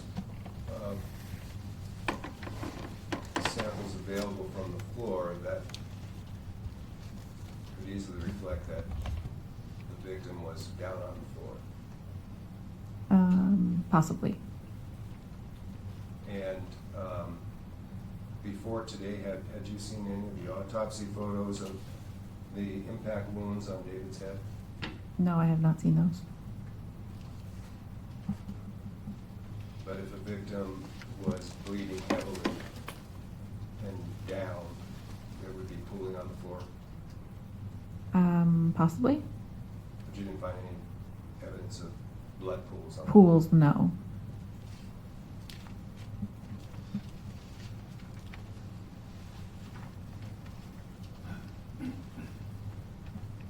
These photos that you commented on, had you seen those exhibits before? The ones that we took, yes. But it was a different photographer, or were you? Yes, Carly Weehee took all of the pictures. And the DNA for the blood samples, as I understand it, you turned them over to the detectives, the investigators. Correct. Turned over custody to them. Now, and then they would send them or bring them to the lab for testing, is that right? Yes. Now, when they are provided to the lab, there is some sort of a referral as to what the investigation is seeking, some sort of instructions or guidance to the lab techs, what they're supposed to be actually looking for and testing for. Yes, so on that request for laboratory services form, it will have the agency's case number, the submitting officer. It might have like a short synopsis of the scene or the case, or maybe some additional case information, and then they will select the testing that they want for whatever item that they're submitting. Do you have any role in that? In the request form? Yeah, in the I call it a referral to, to the lab, to this is what we have, this is what we want you to do. No, I don't. You don't get involved in that? I do not.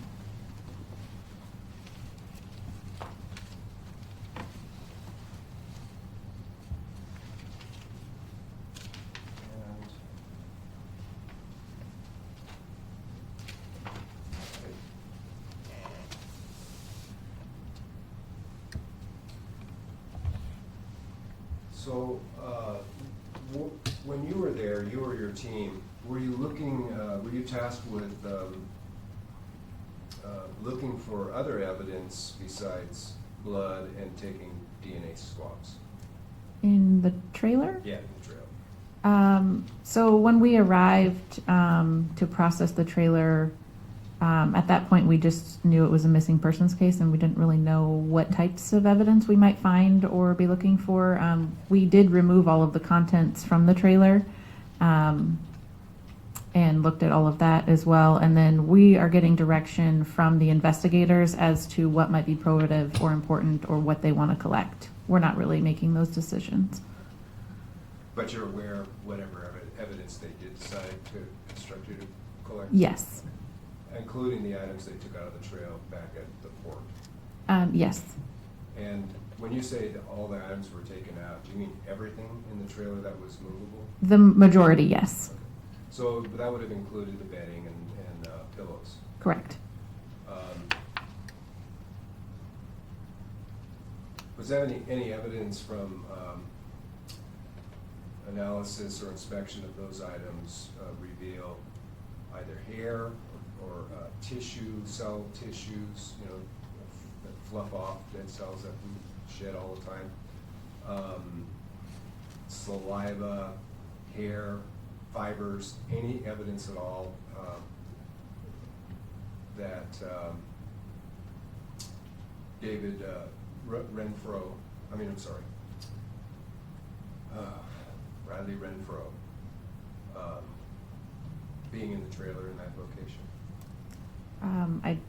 We did not collect any hairs, so I don't know. Didn't collect any of Those items possible or, pieces of yes, evidence from the bedding? correct. Okay, thank you. Any redirect? Just, if there was some hair found and it was matched to some person, is there any scientific means of saying what date or what year or what time that hair might have been left in that trailer? As far as I know, no, but I'm also not a DNA analyst, so. Thank you. Okay, ma'am, you can step down. Thank you. Who we can hear from next? I don't know, it's, some here, it's always a little bit of a mystery as to how many people are waiting out there, so I'll have to take a quick Why look. don't you come forward real quick, I want to do a quick sidebar.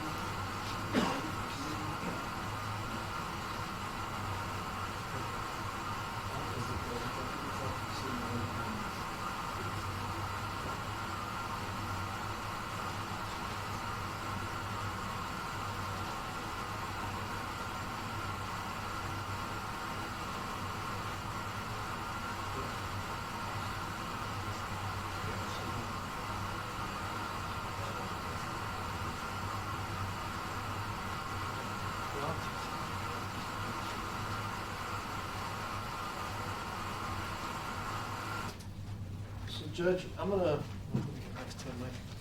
I'm gonna take a look who's out there. Investigator Adams was trying to get something to play on both computers. We were having a hard time, but Investigator Bartlett might be there. So I'm gonna go take a look and see what our situation is. Off record just shortly. Go ahead, Mr. Cowichan. Thank you.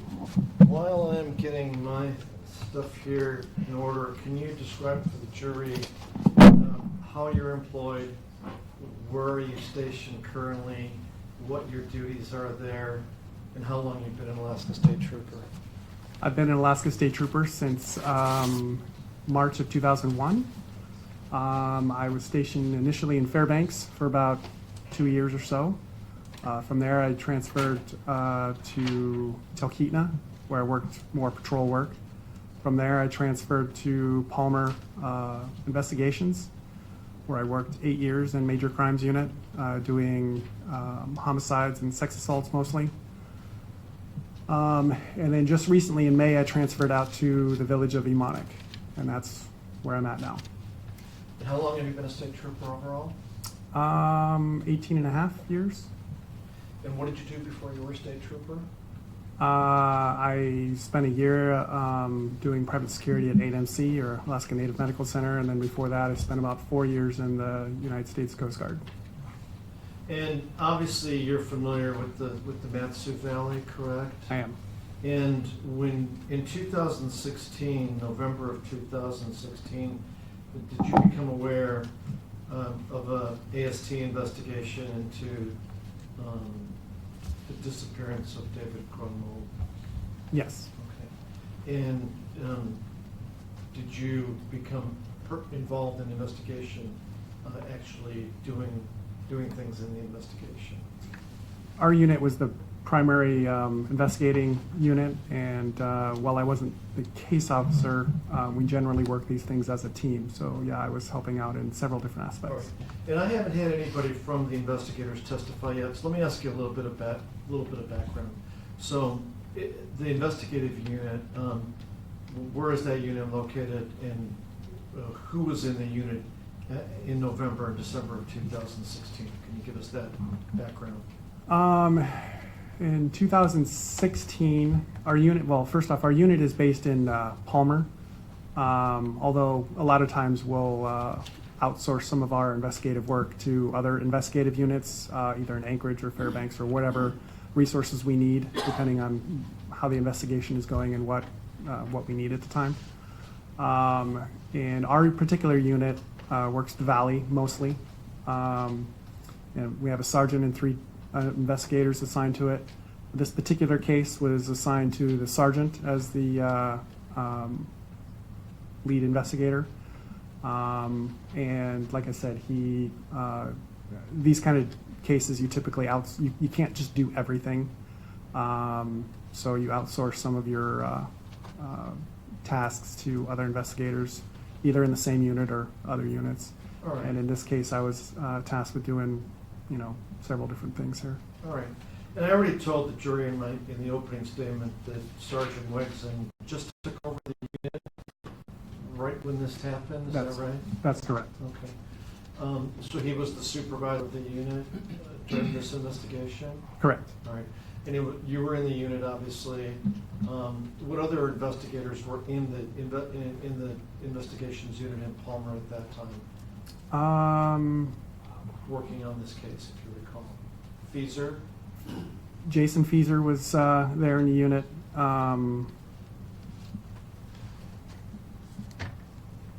We've had a couple of changeouts Yeah, right. since then.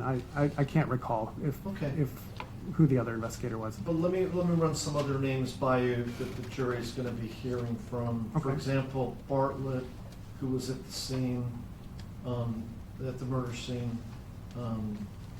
Is he from Anchorage? Scott Bartlett? He's from the Anchorage Investigative Unit, Right. yes. And is it unusual for units to help each other? We do it all the time. Right.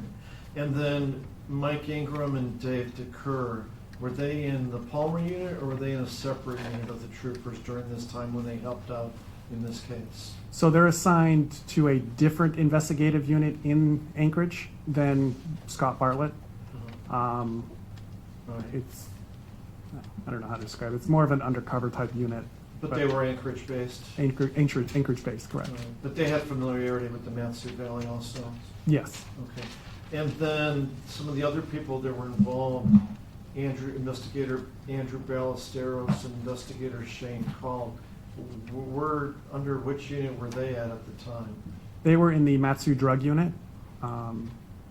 So they don't investigate, or rather, they're not the primary investigators for homicides and sex assaults and stuff like that like we do. They're doing more drug or undercover related stuff. And like I said, we help each other out all the time. All right, so Ballesteros and Call would have been plainclothes guys? Correct. And Ingram and DeCur, are they plainclothes guys too? That's correct. And then you and Jason Fieser, you guys usually wear ties and suits or sport coats? Correct. Right? Okay. Now, from your memory, during part of the investigation, David Grunwald was still missing, correct? In the beginning part, yes. Okay. And as far as the troopers, was there some urgency? In other words, did this case get priority because it was not known whether David Grunwald was alive or dead? It got urgency because there were indicators suggesting that he was no longer alive, but we didn't have anything definitive either way. Okay. And we already heard testimony that pretty early on in the investigation, David Grunwald's vehicle was found burned up near the Baldy Mountain area. You're familiar with that, right? With the information, yes. Right. And is it fair to assume that when all of you were working on the case, there were frequent briefings and there was pretty much constant exchange of information during the investigation? Correct. Okay.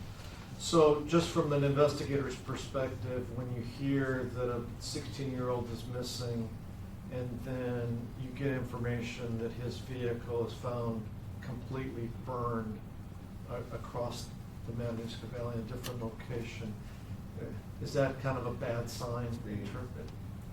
Or what was going on? Well, what was going on through in your mind? Was there a feeling that this might not end well? Like I said, there were indications, and that would be one of the indications I was referring to, that something happened to him beyond a normal missing person. But like I said, there was nothing definitive at that point in the investigation saying that, yes, he was murdered, or no, he wasn't murdered, Okay. or still alive even. And in terms of your background, you have been involved in other investigations before, correct? Many investigations. Other murder investigations? Correct. You've been to a number of crime scenes and murder crime scenes, is that right? Correct. Okay. I want to kind of cover somewhat chronologically how you were involved in this case, obviously focusing on the more important parts where perhaps evidence that will be presented in this trial was produced through your efforts. But first of all, can you tell us when did you get involved in the investigation? And I have a calendar, if that would help if you need it behind that map. So tell me if you need the calendar or not. I don't remember. I got a copy of my report. I can refer Yeah, to that and as I'm far as looking at- specific dates, if that's what you're Yeah, I'm looking for. looking at your report too as we talk. So yeah, if that would help you inform the jury how early you got involved in the investigation, that'd be great. So I initially got involved in the investigation on November 21st. And I'm going to put down that calendar just so we can follow.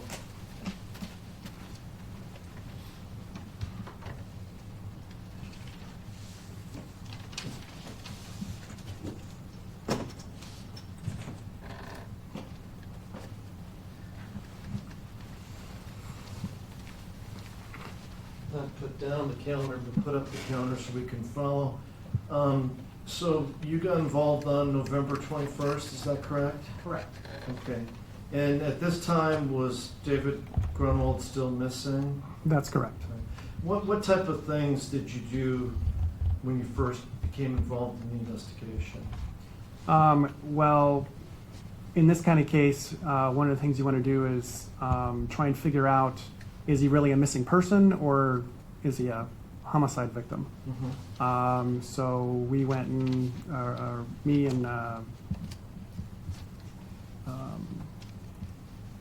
or maybe it was just me, I can't remember, went and interviewed some of his friends at school, just trying to figure out what kind of person he is. Is this normal for him, or, you know, those kind of things. And is it normal in this kind of investigation that you're covering, when you're covering all the bases, that some people may have relevant information and some people might not know anything about it at all? That's very, very true. Okay. So when you did some of those early interviews, was there anything helpful that came out in terms of guiding the investigation or not? Not particularly. All right. However, on turning your attention to November 22nd, you did come up with some helpful information, correct? I did. Yeah, describe for the jury what you found on November 22nd.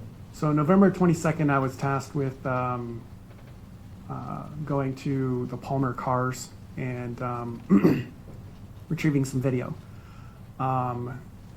It was understood at that point that he had gone to the cars in Palmer, and I don't recall exactly why he had gone there or what was reported initially.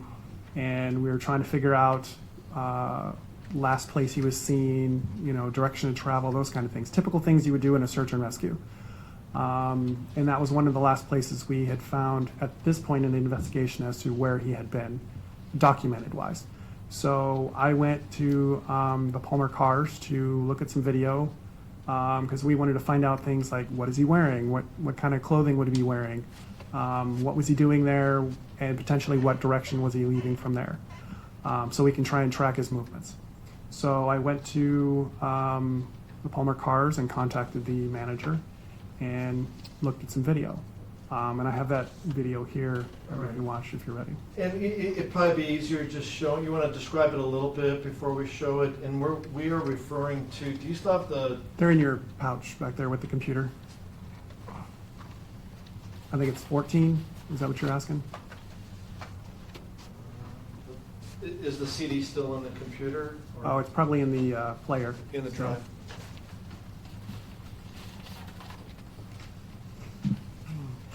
Which I'd probably have to hook up to the computer to. Yeah. get it out. Okay, we'll get to that. But I also loaded it onto the computer. Right. So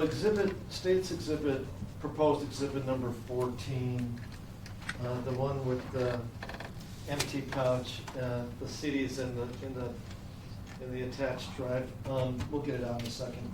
But is that the video you obtained from the car store? It is. And you had a chance while you were waiting here, while Mrs. Nading was testifying, you had a chance to look at it? I did.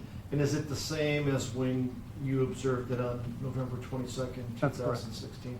How did you preserve it, like from the car system to what we have now? How did you preserve it electronically? So I had to put it on a thumb drive and then take that back to our base there and then put it onto a CD or a DVD and then enter that into evidence. All right. And it shows David Grunwald at the car store in Palmer? It does. And does it have times associated with it? Yes. And does it have Alaska times associated with it? Yes. And you say to play it, you downloaded the same thing that's on the disk onto the hard drive of that particular computer? Correct. And you're able to play it for the jury? I am. Okay. The one thing is that we have not connected that computer to the TV yet to see if that all works. But we'll try to do that probably just right here in open court. So I'm not going to worry. At the end of your testimony, we'll hook that up and retrieve it. Now that you've testified, it's the same thing, and we'll get it that way. But let's try to see if everything works. I'm just going to hand me the HDMI cable. Yep.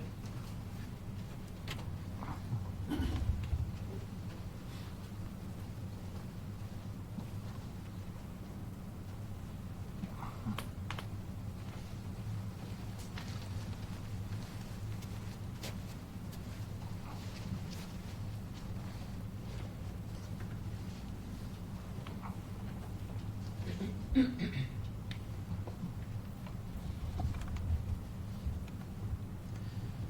now let me ask you a question. Did you try to play it on this other computer or not? I did not try and play it on that. Yeah, and what I'm getting at is, to whether the jury, whether this will be really the only and best opportunity for the jury to view it, or whether they'll be able to play it later without any assistance from you. And I tell you, I'm going there because I tried to play it before on that computer that you have in front of you, and it was a bit of a convoluted process that I had to go through in terms of 4 or 5 steps to finally get it to play. Was it easier for you? Did you? If you click on the second file down, which is the player itself, Right. it played just fine. Second one. Like the first file there is nothing but data. It's a VLC file. Okay. And then the second file on there is the actual player. All right. And So it click- will be available for the jury to look at if they It choose to. should be, yes. Okay. Okay. Great, thank you. Unless this computer is acting differently than that computer, but we'll figure that out later. All right, so back to state's exhibit number 14, I would move for its submission. Any objection? No objection. I'm prepared to stipulate this. This is the car's video, Right. so admitted. And is this is when you play this for the jury, are we gonna see 4 screens all the time? Or are you able to isolate, or what can you tell us about that? So these 4 screens you see up here are going to kind of bounce around a little bit, depending on which ones are actively recording based on movement. And so you may see like the lower right hand move up to the upper left hand, or vice versa. Or they'll kind of move around a little bit. But they recorded just the cameras that could see David Grunwald come into the store and then leave again. So. All right, so I'm going to ask you, when you're here, just to navigate it. There's a yardstick we're using as our laser pointer during this trial. If you can just play it, navigate it, and turn the jury's attention to what are relevant parts versus just completely irrelevant parts. Okay, so you want me to just kind of explain what they're going to see and then Yes, play? that would be helpful, I think, Okay. so they can anticipate it. Okay, so what you're going to see is you're going to see David Grunwald come in through here, because this is the front entrance, and then you're going to see him briefly pass through here and here before he ends up over here. And like I said, these screens are going to bounce around. It's a little annoying, but And can you, if you're standing here, I can't, the times I can see 6 something, but that's about it. Can you give us the times on that? right now the timestamp is 6:12 and 39 seconds. I fast forwarded. There's a little red line here. I think it's right there, indicating where we're at in the recording. So this is right before he comes in. All right, Ready? okay. Okay.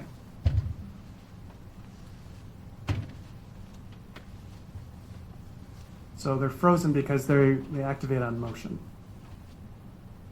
Well, I hope that's what's going on.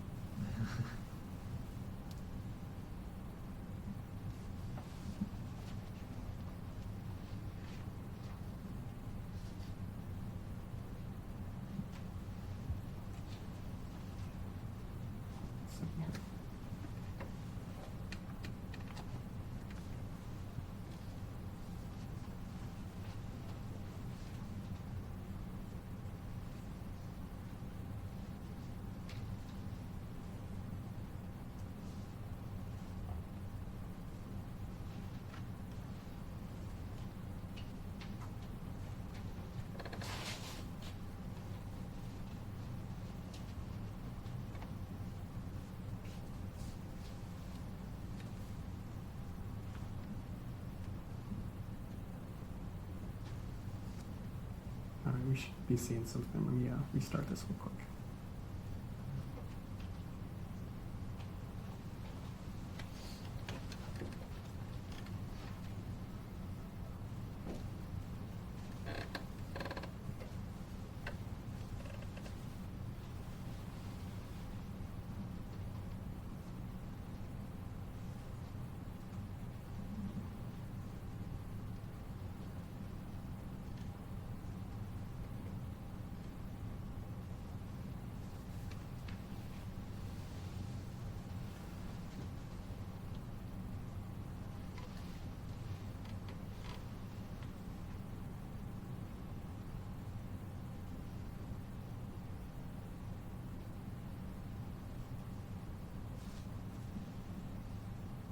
have movement now, right? Correct. Okay, so what are we looking at here? So, like I said, these are going to bounce around a little bit, but Yeah. here in a few seconds, you're going to see him come through the front door. I'll pause it here when he does. Okay, so right here, this is David Grunwald, and I noted he's wearing a orange sweatshirt, jeans, and like some slippers or something like that. And you see him come through the front door. You see him just barely into the camera on the lower right-hand side there. And you can see him right up over here.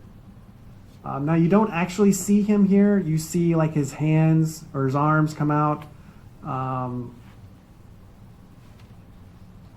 when he gets over there, and that's actually back behind that wall there.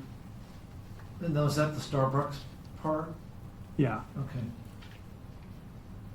So now you can see that's him giving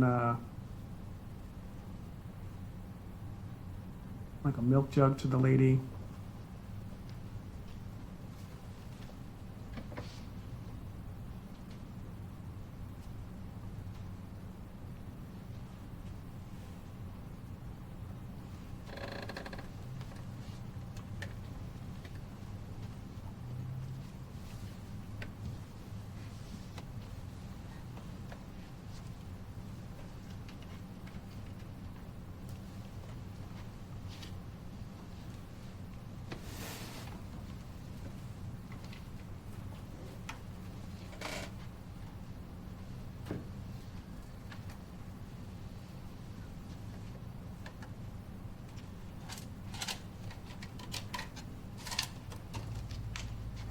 All right, so she's filled it up with some water. She hands it back to him. And then you're going to see him come across there. And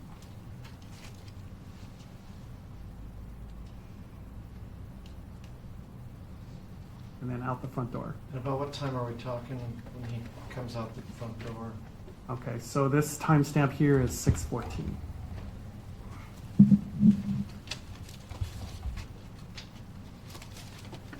And they don't have any exterior cameras, so I wasn't able to determine where he went from there.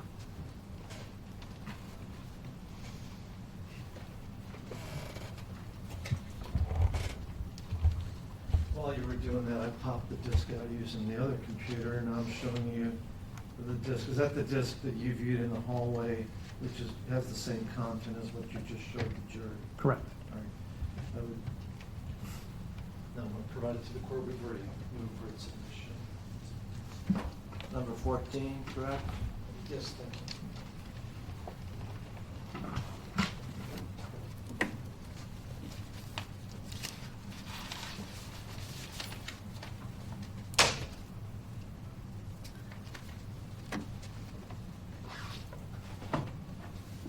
Give me a moment.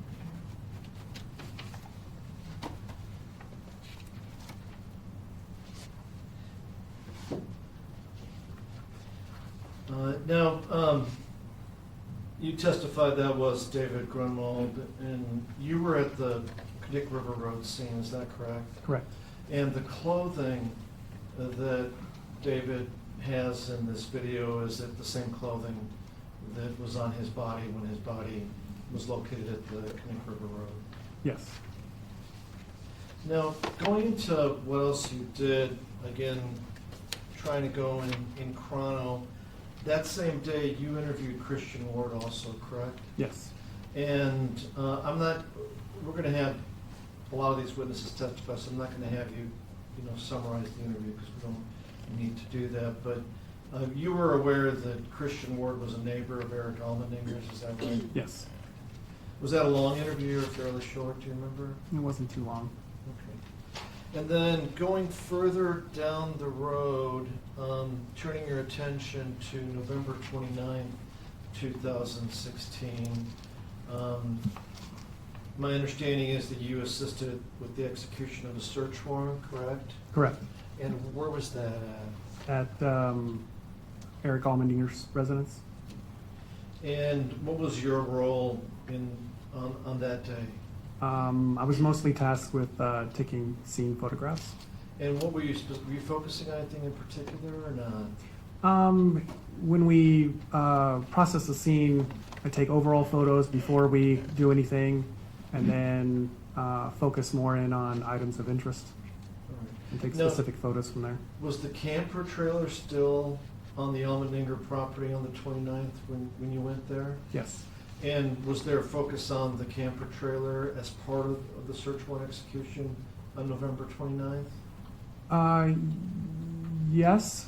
If I remember correctly, that wasn't the initial focus until a little bit later on after some interviews were done and stuff like that. All right, okay. But the Almendinger residence, it's what, in a neighborhood, correct? Yes. Okay, and then there's the number of buildings, the house and a garage, a couple of garages? There's a house, there's a detached garage, but I think there's a covering between the two. There might have been one other outbuilding, and then the trailer was in the back.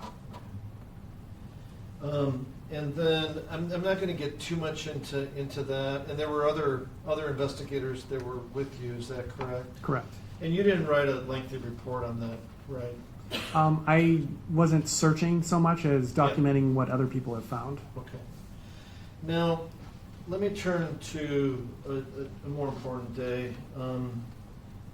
December 2nd, 2016. Were you working on that Friday? Yes. All right. Well, actually, I was called in on that Friday. Okay. By Sergeant Wegson or Yes. somebody else? Sergeant Waxon. What did he ask you to do? He advised me that they had found his body and they needed me and several other people to respond to document that scene. And you were at home, or were you at that time? I was off. I was probably at home. Yeah. And about what time did you get to that scene?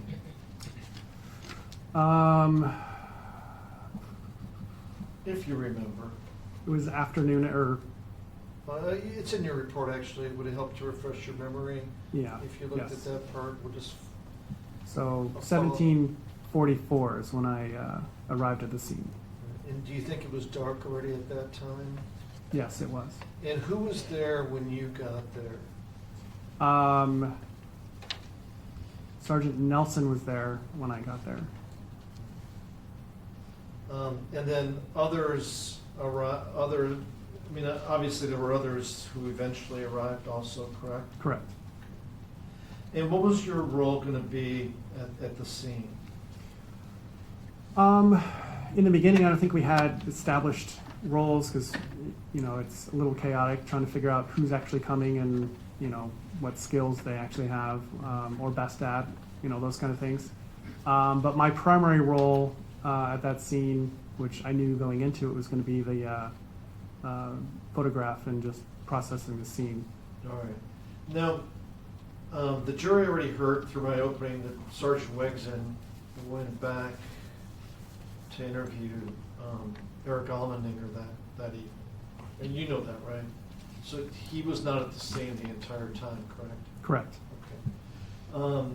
And we already heard, I'm not going to go through the photographs that I went through with Mrs. Nading already. Mrs. Nading was at the scene, correct? Correct. Okay. As was Investigator Bartlett, correct? Correct. Okay. Now, were you there when the shell casing was found? The spent casing? Yes, I was. All right. And was that, I understand that was collected by Investigator Bartlett, correct? Yes. Okay. And we already had some photographs of that, but first of all, before I have you show the jury what you did there, how would you describe this area? It's fairly remote. It's on a road out. You guys aren't familiar with the valley, but Palmer is a smaller town. If you head out away from pretty much everything else, there's another even smaller community, the Butte, and it's kind of on the backside of that, down a road that goes another 12, 15 miles that just dead ends out there along the Connect River. And this scene was on the river side of that road. There's nobody who lives in that. I'm not sure how far the nearest house is at, but you obviously can't see it from that particular area. So, heavily and- wooded. Yeah, and I don't remember, did you ever see the aerial photo of that area that was taken from the helicopter? I'm not sure that I have. I don't know, would you be able to say that is, I know things look different from the air. Should I cover that with Sergeant Mikeson? Yeah, you probably should. Okay. Now, when you got there, I mean, obviously there were some cars there already, so you knew where the sport stopped, right? I stopped when I found Sergeant Nelson, Sergeant Nelson, did he take you back to the location? where the body was at. Yes. And was the body still covered with snow at that point when you first got there? Yes. And were you there for a while? You and the others were there for a while? Yes. Did you bring the metal detector or did Bartlett bring the metal detector? Do you remember? I don't remember who brought it, but I think he used it. Okay. And what was the reasoning behind having the metal detector? I think we had information that he may have been shot. I'm not quite sure. So you'd want to look for casings or even the bullet if you can find it, those kind of things. Right, okay. Now, as far as, I'm going to focus more on the next day with you, but as far as documenting the scene, were the crime lab people the primary photographers on that evening or not? Or was it a mixed bag? It's kind of mixed. They like to take their own photos, and sometimes we like to take our own photos. For one, we like to have our photos like pretty quickly after the scene or during the scene, Okay. and they, have to do their own processing and their process of making copies or making DVDs and all that fun stuff. So it may take a day or so because they're based out of Anchorage as well. All right. For us to get those. So sometimes we kind of duplicate efforts a little bit. All right, so is it fair to say that plenty of photos were taken by trooper investigators and crime lab personnel from various angles and perspectives? Yes. And how long do you figure you were there that evening? Several hours. All right. Now, the next thing you're going to show us is State's Exhibit number 16, correct? Correct. I have some questions for you. First tell us, what is State's proposed Exhibit number 16? So number 16 is the finished processed data after, well, let me back up for a second. So when we go out to a scene, like a homicide scene or something like that, we'll use an instrument called a Faro. And what it does is it takes a 3D image of the scene itself, actually several, and then using a computer program back at our office, we can stitch them together into one big scene, kind of like what you would see on CSI sometimes, but not anywhere near as pretty. And it allows us to walk through the scene and see what you would see when you were there. It also allows us, in some circumstances, to take pretty accurate measurements in the scene afterwards. So things like that. And did you do the Faro on the evening of the 2nd or during the daytime on the 3rd? I actually came back the next Monday, which I think is the 5th. The 5th. So in the Faro, the body photos of David Grunwald's body are not on the Faro? So what I'm able to do is take photographs, any photographs, and embed them also into that 3D imaging that you're about to see, the Faro. So I can create a little marker in there and then click on that, and that'll bring up whatever photographs that have attached to that particular marker. All right. So the photographs that are attached to this are from the night that we found him, but the scans were done several days later during daylight. And the Faro, is that fairly recent technology? How long has it been available to I Alaska think State Troopers? we started using it, I think 2013, 2012-ish, somewhere in there. Right. And is it what, is it an instrument on a tripod, or what is it as far as nuts and bolts? What are you hauling around with you? So there's a scanner, the scanner unit, which does laser as well as digital photography in a couple different passes. The laser will take very accurate measurements of the scene as it passes by. And then it does another pass by with taking a series of digital photographs and then automatically stitches those together into one scan. And then we set that on a tripod. So you got your tripod. And then also for scenes like this one, which was very difficult to stitch together, you need reference points for it to know, like, this point in this scan is the same as this point in this scan. And those come in the form of like little round white balls on little tripods. And one of the challenges for this particular scene was a white ball in a white background. Was kind of hard to find in several instances, and to get to the computer to recognize that sometimes, because of the trees and the foliage and stuff that was in the way as well, was a challenge. But I finally managed to get them to all work. It took hours, but. Okay, let me ask you, if we admit this CD of the Pharaoh and you're gone back to Palmer Raymonic, and the jury needs to relook at this for some reason, would Sergeant Wigton be able to navigate this with that computer? Like if we had With this computer? Yeah. He should be. He should be. He's familiar with the Pharaoh or not? Ish. Ish, all right. I was the kind of the primary That's- Faro operator for Right. Palmer. I don't have a clue who's doing it now. Okay. So I'm pretty sure he's looked at a couple Pharaohs before on his computer. Okay. Um, But in terms of this particular scene, as far as complexity, sometimes there are scenes where there are placards all over the place, but in terms of this scene, is it fair to say it wasn't was it a complex scene or not? Sustained. Well, I said, was it a complex scene or not? It was not, as far as homicide scenes, it's not a complex scene. It was just difficult because of the location for the Pharaoh. Okay. All right, I would move for the admission of 16. We're not going to object to the admission of this exhibit. Okay. So admitted, as long as the jury has an opportunity, if they want to review it. I would just say, Judge, that it probably would be best if the jury paid really close attention, because we can't guarantee that after Investigator Adams leaves that we would have somebody as proficient with the Pharaoh as he is. It just, the logistics, the way the logistics worked out in this case, we'll do our best.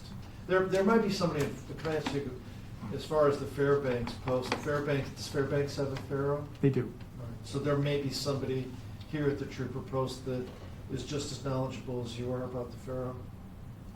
There should be somebody pretty close, at least, yes. All right. that Well, makes- to avoid any problems down the road, maybe you can contact them before you leave and, advise somebody to see if we can get this lined up ahead of time. I okay? can do that. All right. Okay, thank you. So, same as with the previous exhibit, can you take us through this? And then, of course, this is going to require you to navigate on the computer using the exhibit and you to provide the information via your testimony to the jury. Okay, so what you're looking at here is an overall top-down view of the scene itself. So each of these little points here is a scan that I did. This little green circle with the 5 on it just indicates there's 5 scans in this area. Same up here is 3, 6, and then these are what I was talking about, the little indicators or little notations that I put in there, and then there's photographs associated with those. We'll get to that. So I'll start with this scan here. So this particular scan, and you can just rotate it all the way around here. This road right here is Connect River Road.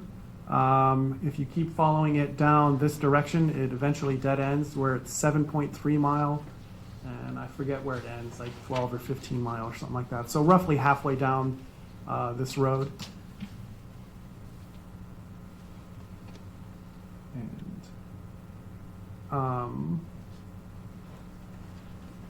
And then from here, what I'm clicking on is the next scan down the trail here. So this is the trail. You can kind of see there's a little orange mark right here. Before I got there, the investigators that were there marked the trail with surveyor's tape, because it's not really a defined trail. It's just they happen to walk into the woods. It became more defined as we went up and down the trail, but initially it wasn't a marked trail or anything like that. And from this scan, you can still see back towards the parking area where my vehicle is at, and the other scan back there. So as we progress down the trail, you can see, like right in this area here, there's a little red flag there indicating the trail. You can also see, if you look really closely, right there is one of those little white reference balls. And like I said, that's just one of them. And you need multiple per scan in each scan to get them to match up. So this is still going down the trail. You still have the orange marking tape and crime scene tape. Again, still working down the trail.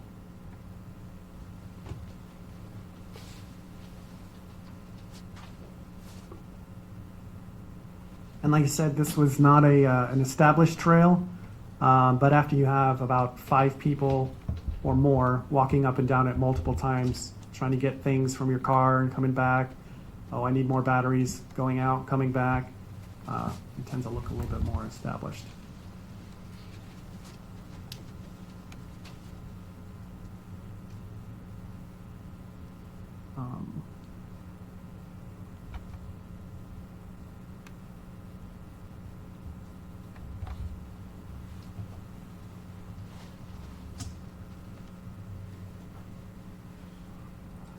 So this is still the trail leading down towards where the body was at. And that's leading back towards the where my vehicle is at, the parking area.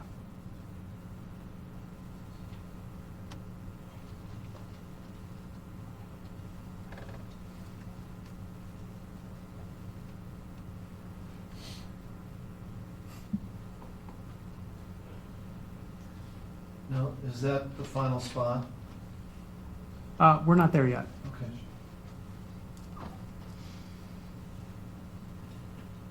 So there's one of the easier ones to find of those little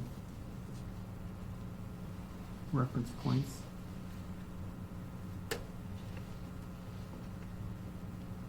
All right, so we're getting to the general area here, or the final area.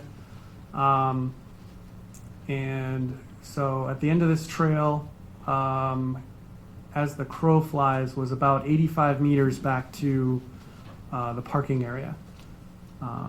And so this little notation right here is where the body was at. I can go through some of the pictures if you want. Yeah, I don't think we need to go through all of them, but just to show that this has you had the ability to interact this with the photographs, right? So this is one of the pictures we took. This right here, obviously he's covered with snow, but you have your head, your arm, your legs, and then later, as we uncovered him and took different photos from different angles.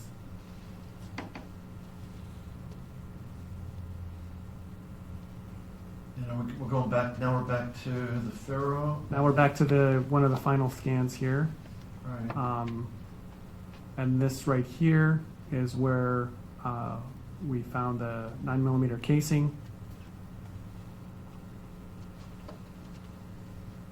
And There's the casing right there. Now again, these photos were taken at the time that we found the body, not when I did the scans. So things may look a little bit different than here after we trampled the area. And let me ask you a question about the Pharaoh. So nighttime Pharaoh is not a thing? It does work at night. It's just not as good. You don't get the digital photographs as much as the images it creates with the grayscale images from the lasers. The contrast wouldn't be as good? Correct. Okay. And then let me ask you, since you were there, you were basically directed along the way via, first via Sergeant Nelson, Correct. and the other day via tape and footprints, and also your memory of how to get there? So initially it was Sergeant Nelson was in the parking lot. I met up with him. He brought me down to where the body was at. And I could see it was marked with all of this surveyor's tape and crime scene tape and stuff like that. So once you found the beginning of the trail, it wasn't that hard to, get to the end of the trail. And as far as your observations on the evening of the 2nd, had there not been the tape there, other people there, would it have been hard for you to find David Grunwald's body? It would have been difficult. It doesn't, it calls for a yes or no answer, it doesn't suggest anything. The question was, would it have been hard? It wasn't, it would have been hard, wouldn't it?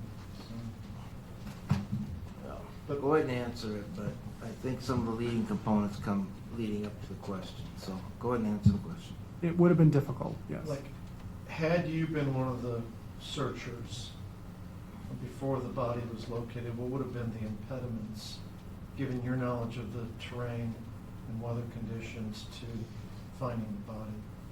Well, first we'd have to know that he was actually in this area. And then even if we knew he was in this area, as you can see, visibility through the woods is not the greatest. And then just simply traversing this area would not be the easiest. And then when you add to the fact that he was already covered in snow, that would have complicated it even more.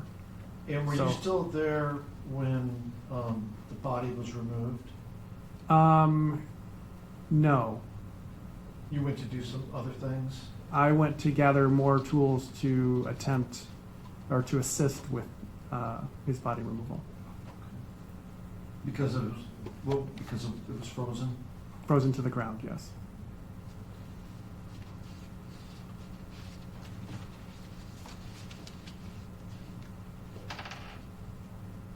Now, evidence, I talked to you about complex versus not complex, and your testimony was that it was complex because of the darkness and terrain and weather conditions?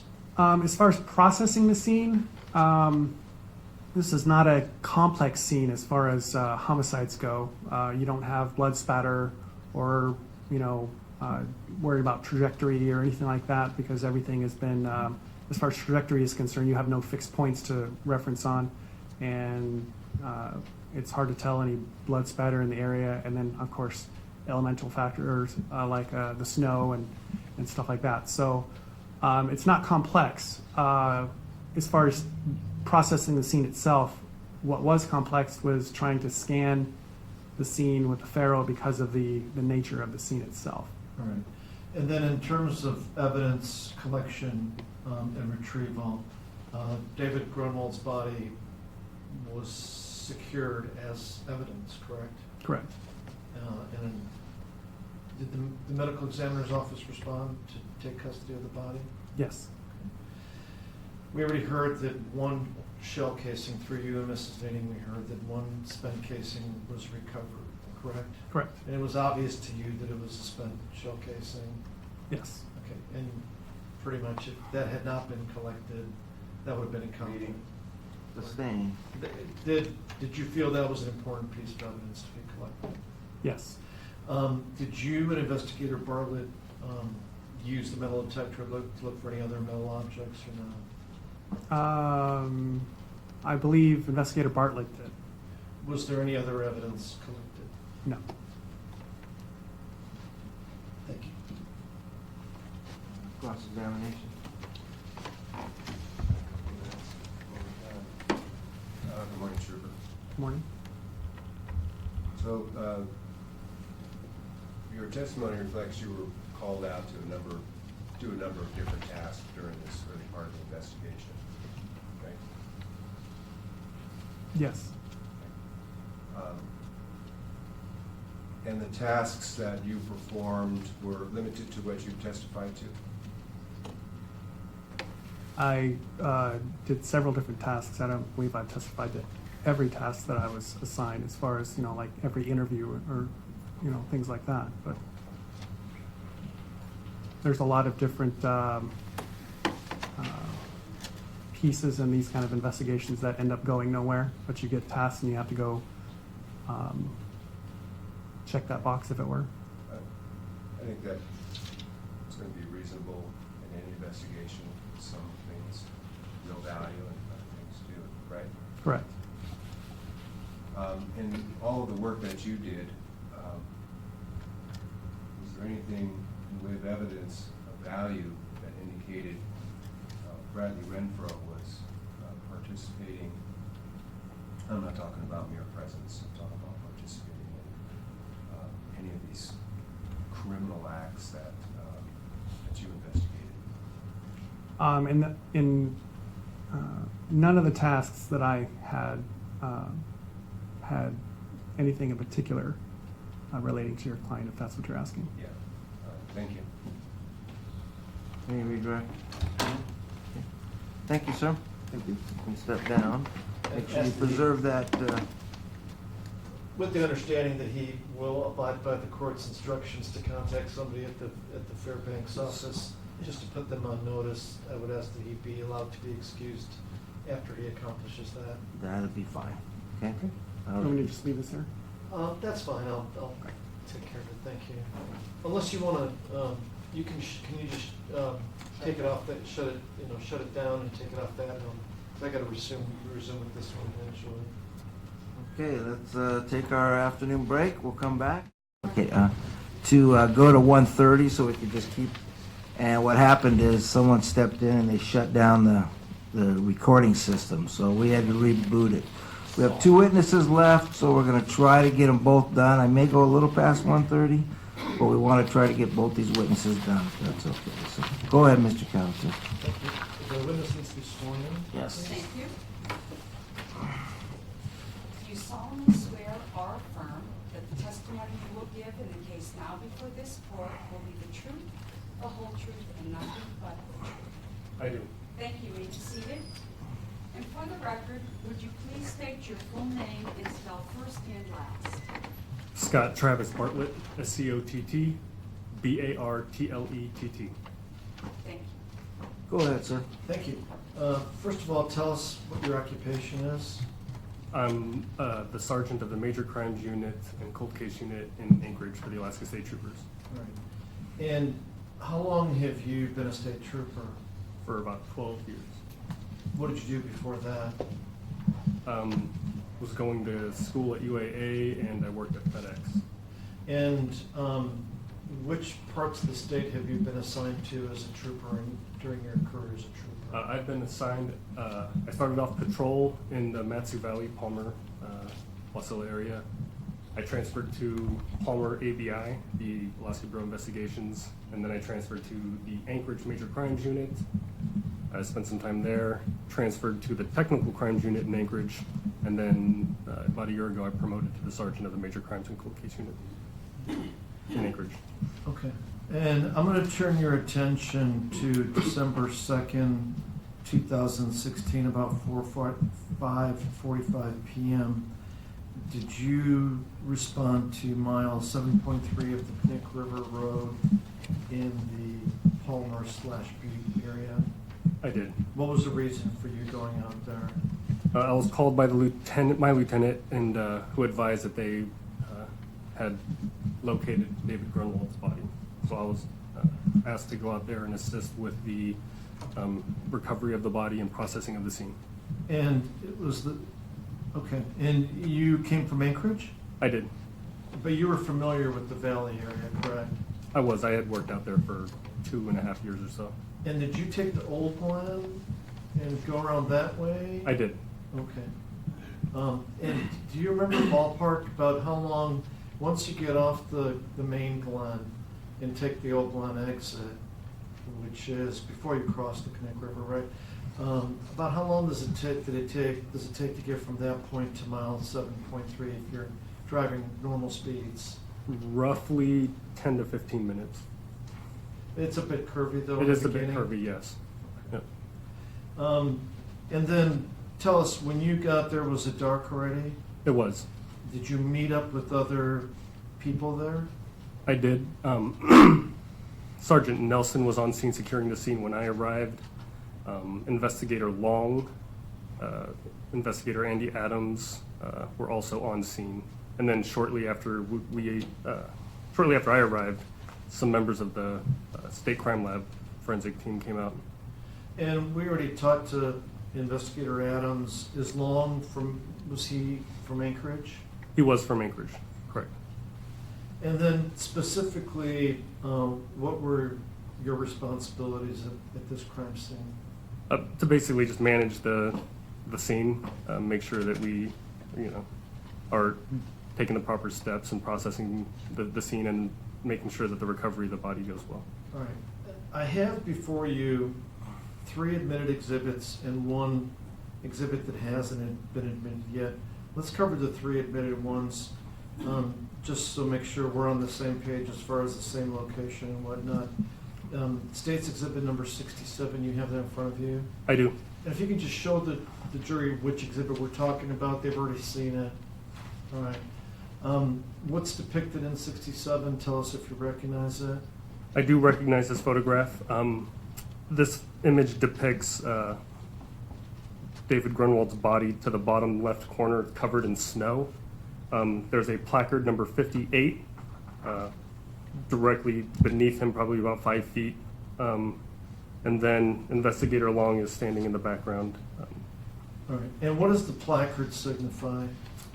The placard was placed there for a shell casing, a cartridge casing that we had located. And was it located via metal detector?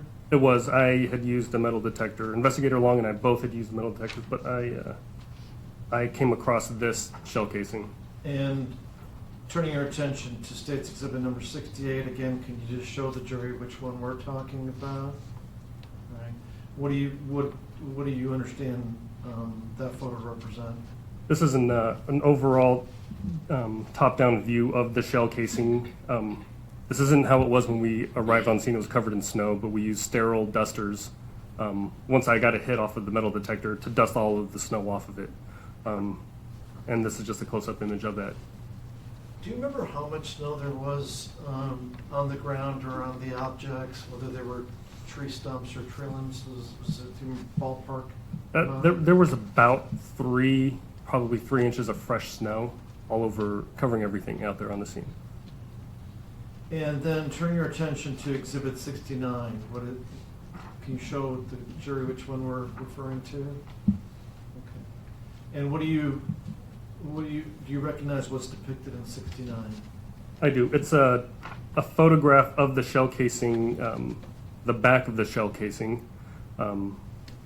with some oblique lighting to kind of enhance the stamping on it.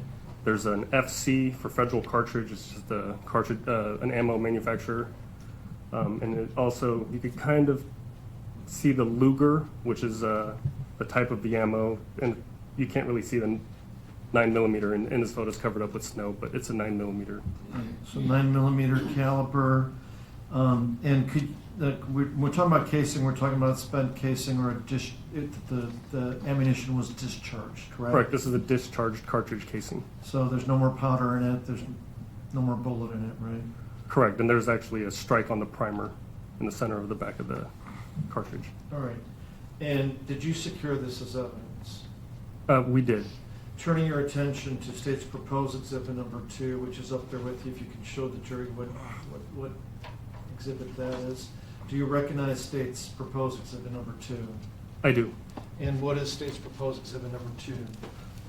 It is the original packaging and the actual cartridge casing that I had located on scene. And does any of the packaging have your initials or handwriting on it?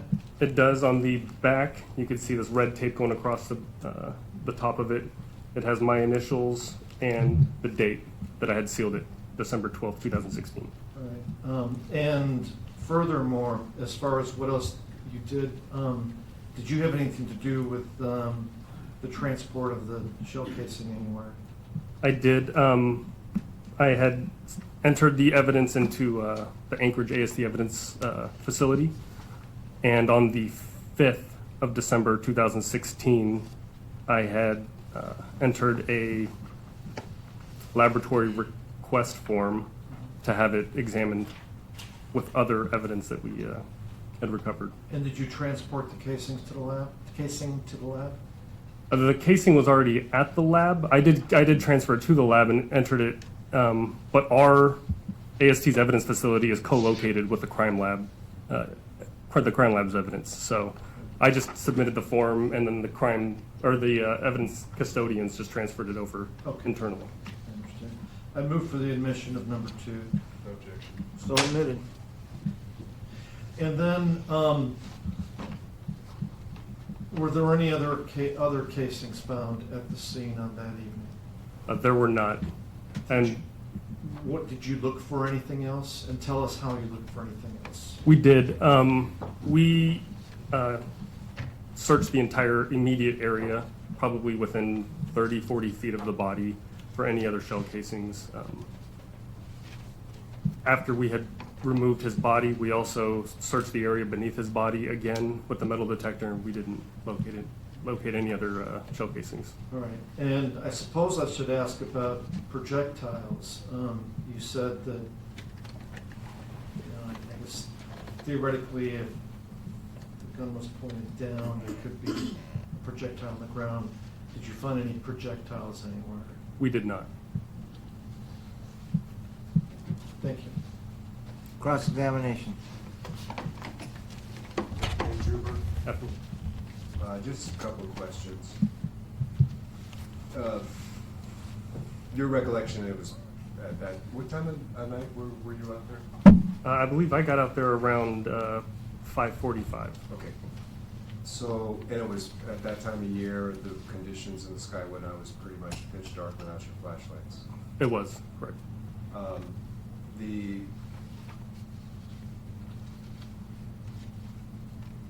As far as the trail you walked down, although not, major hiking trail, what was your impression about that trail? I mean, aside from the fact that your folks have been investigating that area.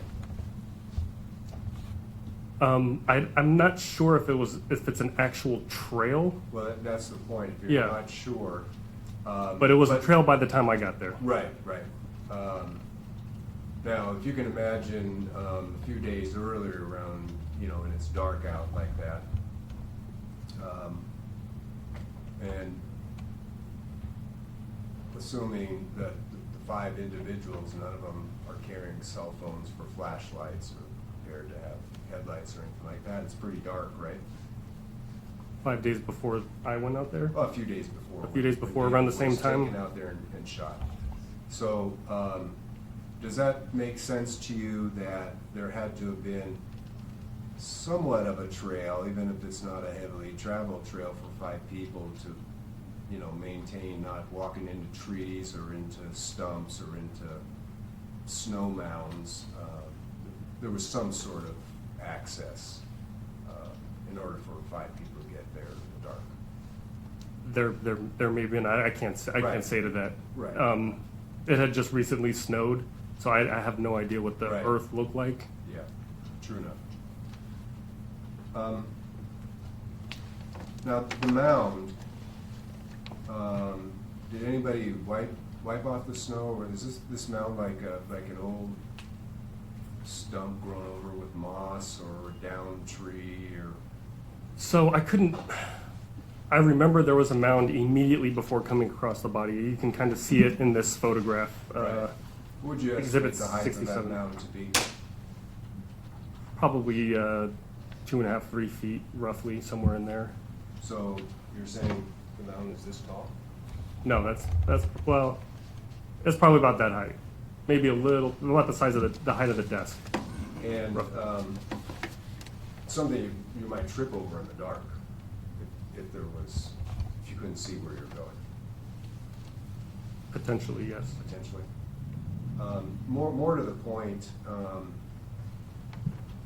did any of your team find any indication that David was shot in a different location but then somehow dragged over this hump? We did not find any indication that that was the case.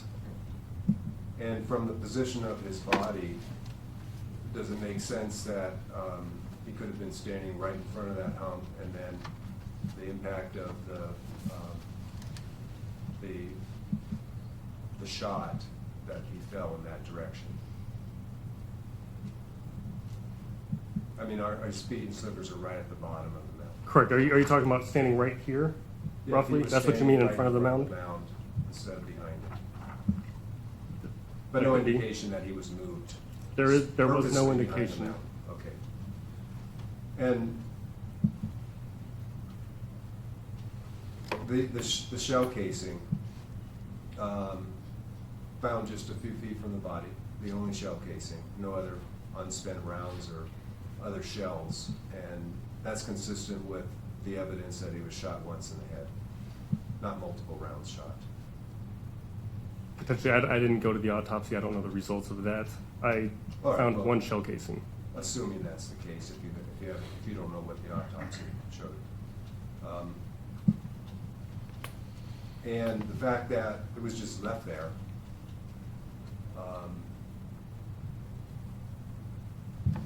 would that lead you to think that they were in a hurry, sloppy, or just didn't care, didn't think the body would be found or anything else? Potentially any of those. But obviously, no effort to remove evidence like that. Well, that calls for speculation as Well- to whether anybody made any effort, just because it's there. They could have looked for it in the dark for about an hour, and if they didn't have a metal detector, they probably couldn't found it. But it calls for, it's just speculation territory. But no other rounds were found, no other shells, just a single shell. That is correct. Okay, that's all I have, thank you. Anything else? No, I don't have any Oh, follow-up. I have one last question, I'm sorry. May I? Yeah. So, and you were, I take it, you were overseeing it so that everybody was doing their jobs properly, is that right? Somewhat, yes, correct. And the evidence that was gathered at the scene, as far as you know, was any of it linked directly to Bradley Renfro? I just know of what happened on scene and what we collected and what we put away. As far as what happened after that point, I didn't have any involvement. Okay, thank you. All right, thank you, sir. You can step down. Your Honor? Next witness. Lieutenant Mike Ingram. And I would ask that Sergeant Bartlett, that they can be excused at this point. No objection to excuse the officer? Objection. Okay, sir, you're released from your subpoena. Thank you, Your Honor. I'm just going to place these exhibits here. Come on up, officer. Have a seat.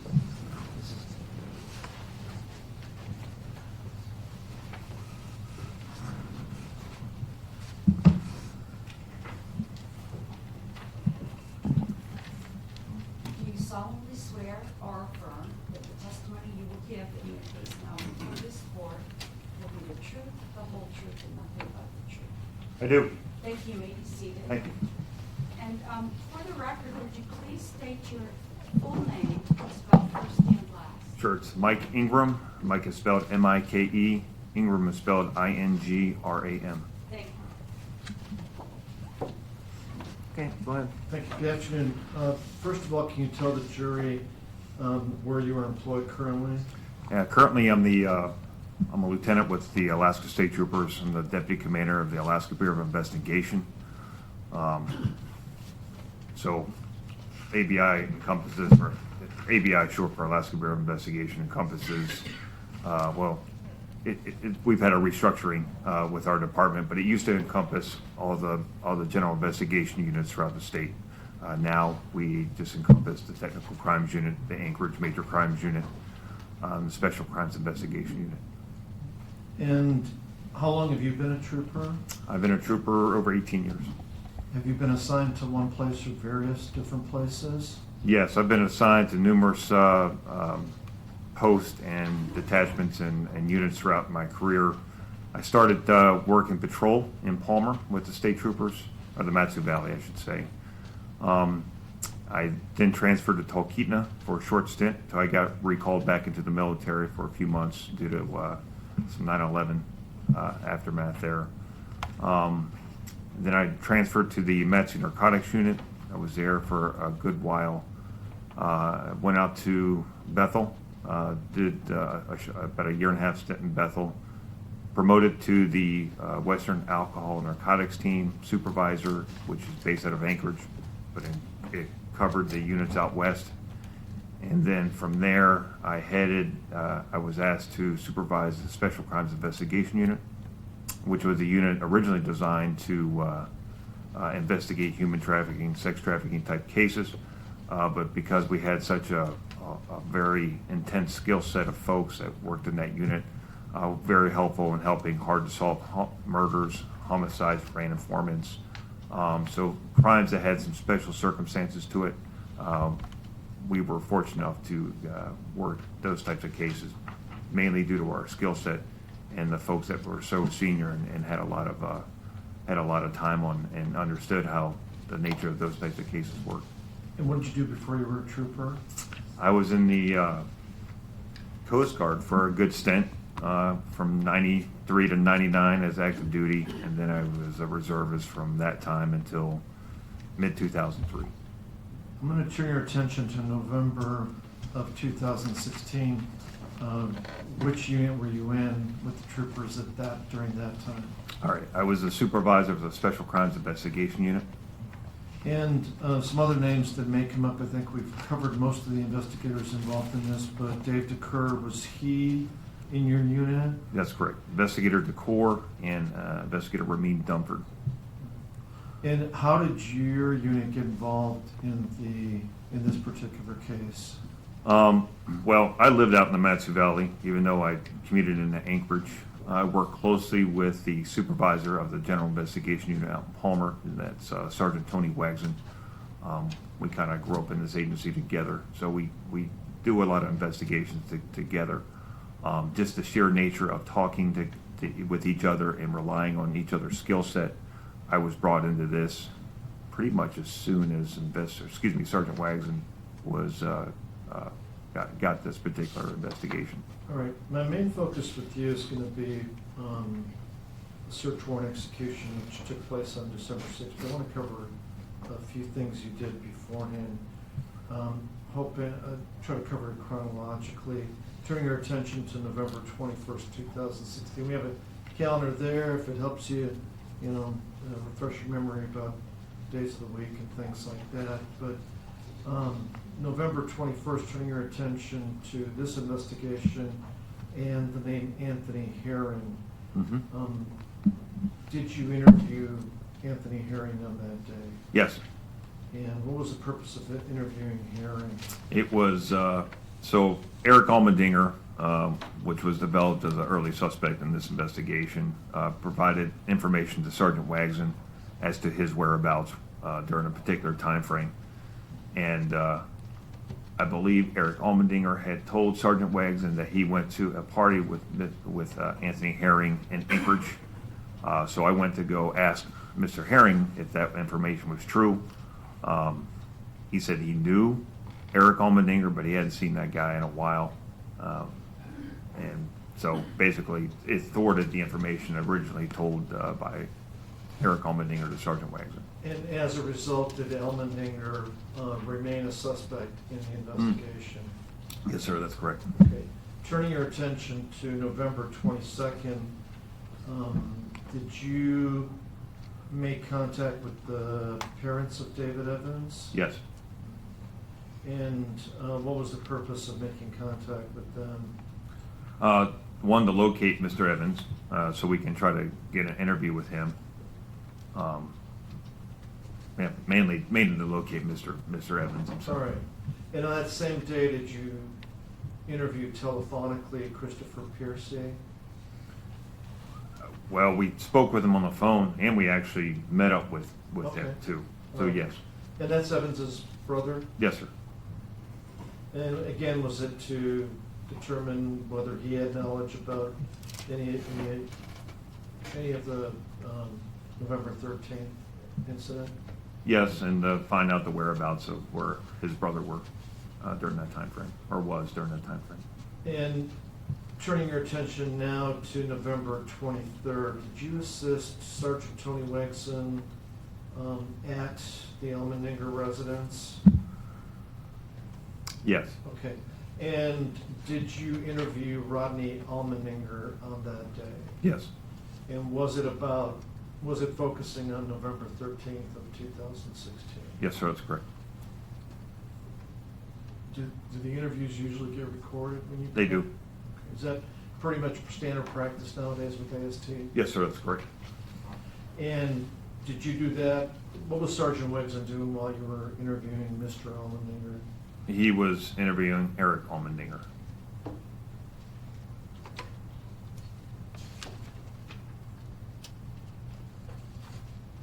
And I'm not going to ask you about the content of Mr. Elmendinger's interview because I expect him to be here next week as a witness, so we'll move along. Now turning your attention to November 29th, did you have contact with the Stephen Warren Geddes, Geddes? Now, I never spoke with Mr. Geddes. There was some some videotape that was obtained from his house, and I was asked to review the video Okay. from his house. All right. If I did have contact with Mr. Geddes, it's not something that I clearly recall, but I specifically didn't grab it. I was just asked to review the video. And the video was what, from his house? Yes, sir. And what was it important for you to review So the video? he lived off of Sites Road. He had a surveillance camera from his house pointed towards Sites Road. His house sat off the road a bit, but it was a grainy black and white video. And this is Sites Road is where the David Grunwald Bronco was ultimately taken down and destroyed. So I was looking for a vehicle matching the description of David Grunwald's Bronco going down Sites Road.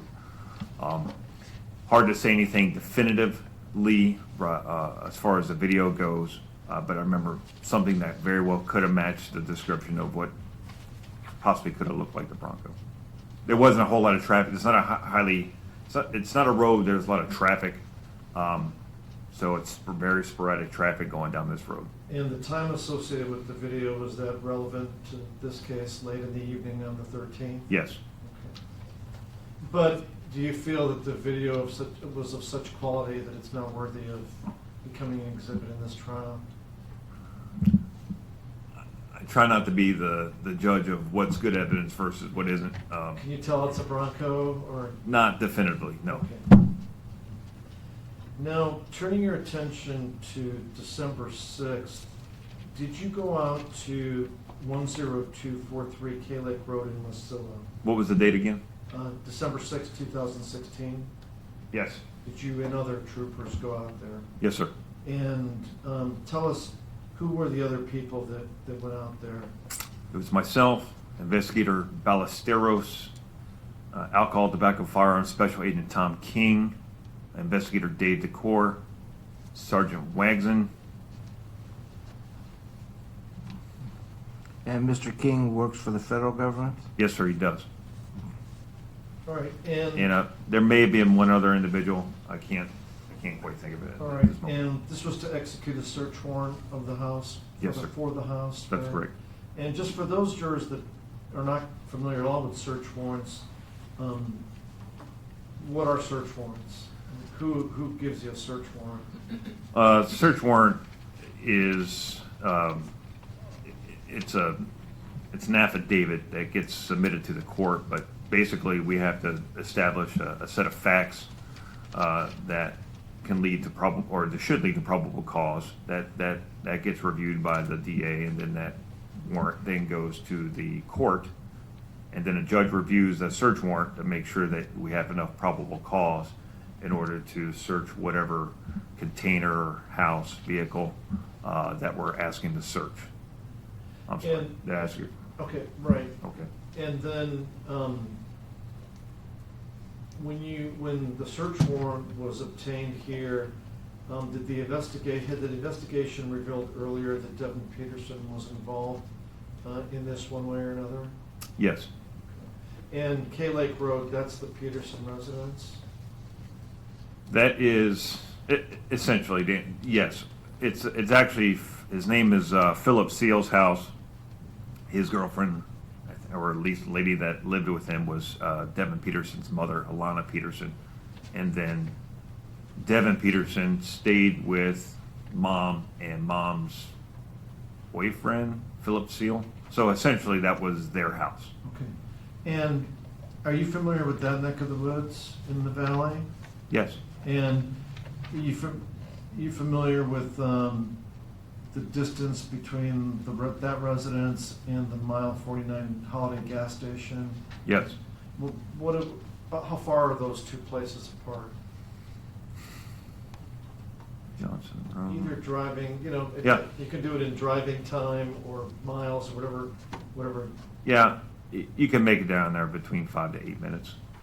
But if you take K Lake Road out to Johnson Road, that tees into Pittman Road, or excuse me, Parks Highway, you want to go south on Parks down to Pittman Road, it's probably about 5 to 8 minutes drive. And then when you were there, were there any people at home when you got there? Yeah, Devin Peterson was there, and Philip Seal showed up while we were doing the warrant initially. And is there a standard protocol? You have to announce yourself as state troopers? Yes. And say that you have a warrant and all that? Yes. Mhm. But Peterson was the one that opened the door when you knocked on the door? I don't remember if he opened it or we eventually just had to open it, but nonetheless, he was inside. All right. I don't know if do you remember the order of events, or not, or should I just ask you about what various people did? You might as well just ask me, because Okay. I know what I did, but I don't know. Do you know what Sergeant Wegson was doing? Yes. What was he doing? He was interviewing Devin Peterson. And what were you doing? I was searching the residence. And did you first have to clear the house to make sure nobody else Yes. was in there? Nobody else was in there? No, just him. And Devin Peterson was with Sergeant Wegson, so there was no concern about interference from him at that point? No. Yes, you're correct. No. Yeah, we weren't worried about his interference at that time. And tell us what you did specifically. So it's a small house. Gosh, I'm not very good with guessing square footage, but it's probably an 800 square foot house. So you go in through the front door, you have an open area. Open area consists of like a living room / dining room / kitchen area. Has a single bedroom that is kind of that does have walls, so that was kind of walled off from the rest of the house. And I think there's like a washroom in the back as well. But when you come through the front door, that open area that I previously described, there was a mattress laying on the ground. Then you had like a makeshift dining table, and then the kitchen. So I was searching this area. I began my search by searching the area where the mattress was, because there were some items on the mattress, and then the living room area, and then we eventually got to the kitchen area. And in the beginning stages of our warrant, even though we were talking with, Sergeant Wagson was talking with Devin Peterson, Philip Seal arrives at the house, and we speak with him too. Did you find anything relevant to this case during the search? Yes, sir, I did. What type of things did you find? 3 firearms. And where were the firearms located? Inside of a backpack that was laying on that mattress that was lying on the floor as I came through the door. Was it the backpack in plain view, as they say? Well, yeah, I mean, I was legally where I'm allowed to be, do a Right. search warrant, I see this bag. I didn't mean it in Yeah. the legal sense. Oh, okay. But I just meant, like, was it just right there on the bed? Yes, sir. Not covered up by anything? That's correct. Okay. And then, let me show you some of the physical evidence first, do it the other way around, as opposed to how we're doing it with other witnesses, and then I'll follow up with some photographs.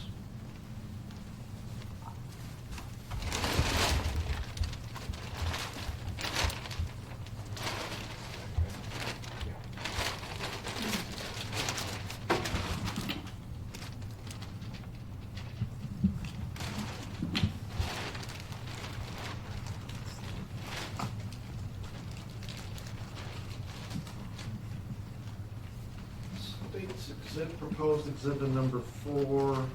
You recognize this? Yes, All right. Is this the backpack that you're referring to? Yes, sir. That was on the bed? yes. All right. I will admit, I move to admit state's proposed exhibit number 4. Any objection? So admitted.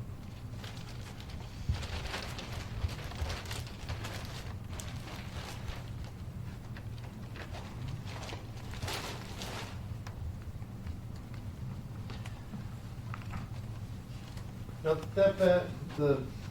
our offices take broken transport, but that bag, we don't need to be concerned about any kind of biohazard or anything like that you know I of relating to that exhibit. I didn't see anything like that. Okay. All right, and then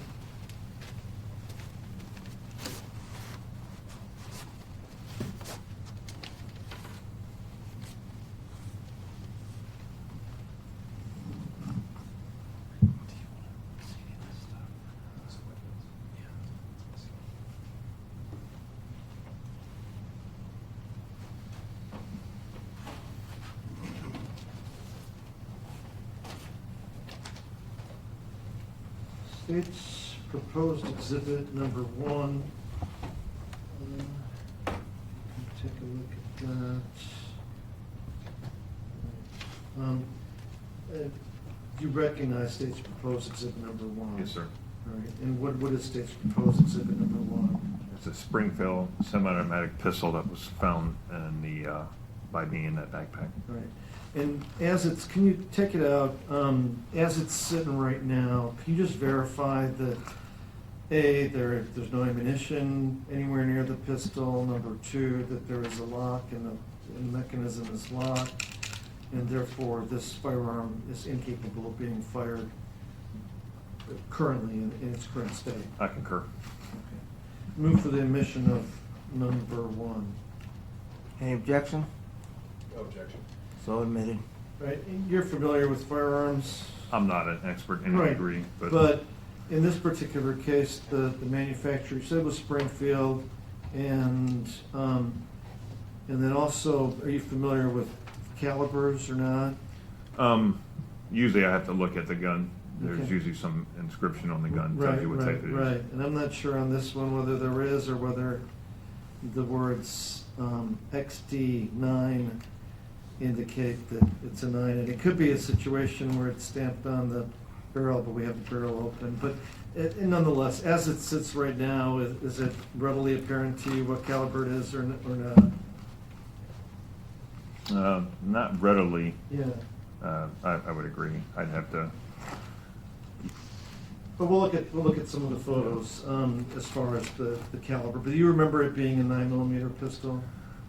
I remember one of them being a 9mm pistol. Okay, we may be able to use process. Yes, no, you know what, there was another one that was a larger caliber, so yes, that is a 9mm. Okay, thank you.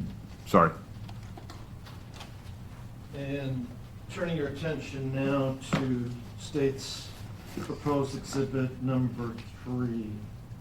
And again, I'll ask you to look at it and first of all verify that the lock is on there. There's no ammunition anywhere near this pistol and it can't be fired in its current state. Is that the case? Yes, sir, that's correct. All right. Now, and this one, is this the larger pistol you were referring to? Yes, sir. Okay. And you remember this one being the .40 caliber? Yes, sir, I do. I move for the admission of number 3. No objection. So admitted. And I'm gonna take these, and put them on the table for now.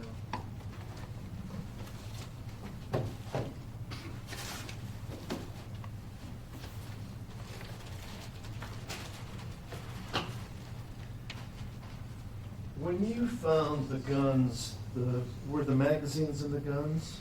I want to say yes. Okay, and the photos were, and do you believe the guns were loaded or unloaded when you found them? They were loaded. So I'm going to turn your attention to a few more exhibits. Starting out with 190, can you tell us what is 190? 190 is a magazine, empty magazine to a Ruger pistol, And 40 caliber. All right, and number 191, is this? This 191 is an empty magazine to a Springfield XD 9mm pistol. Move for the admission of 190 and 191. Objection. So admitted.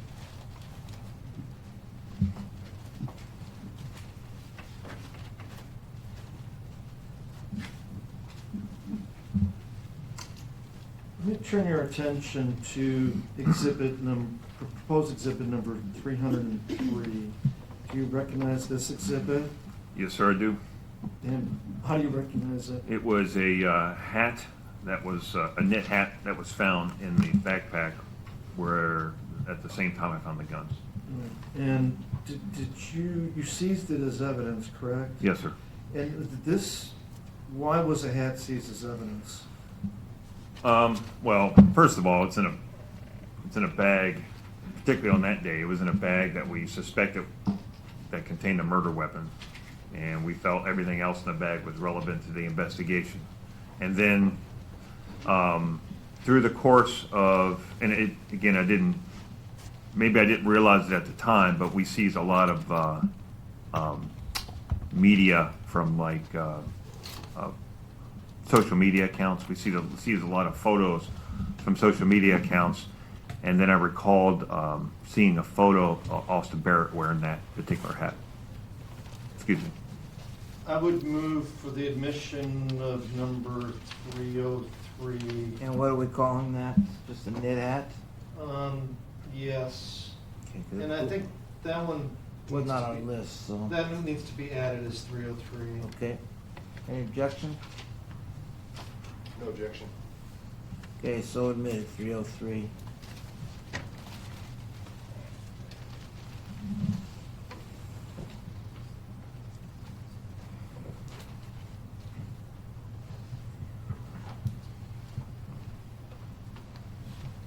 Let me get this computer started up again.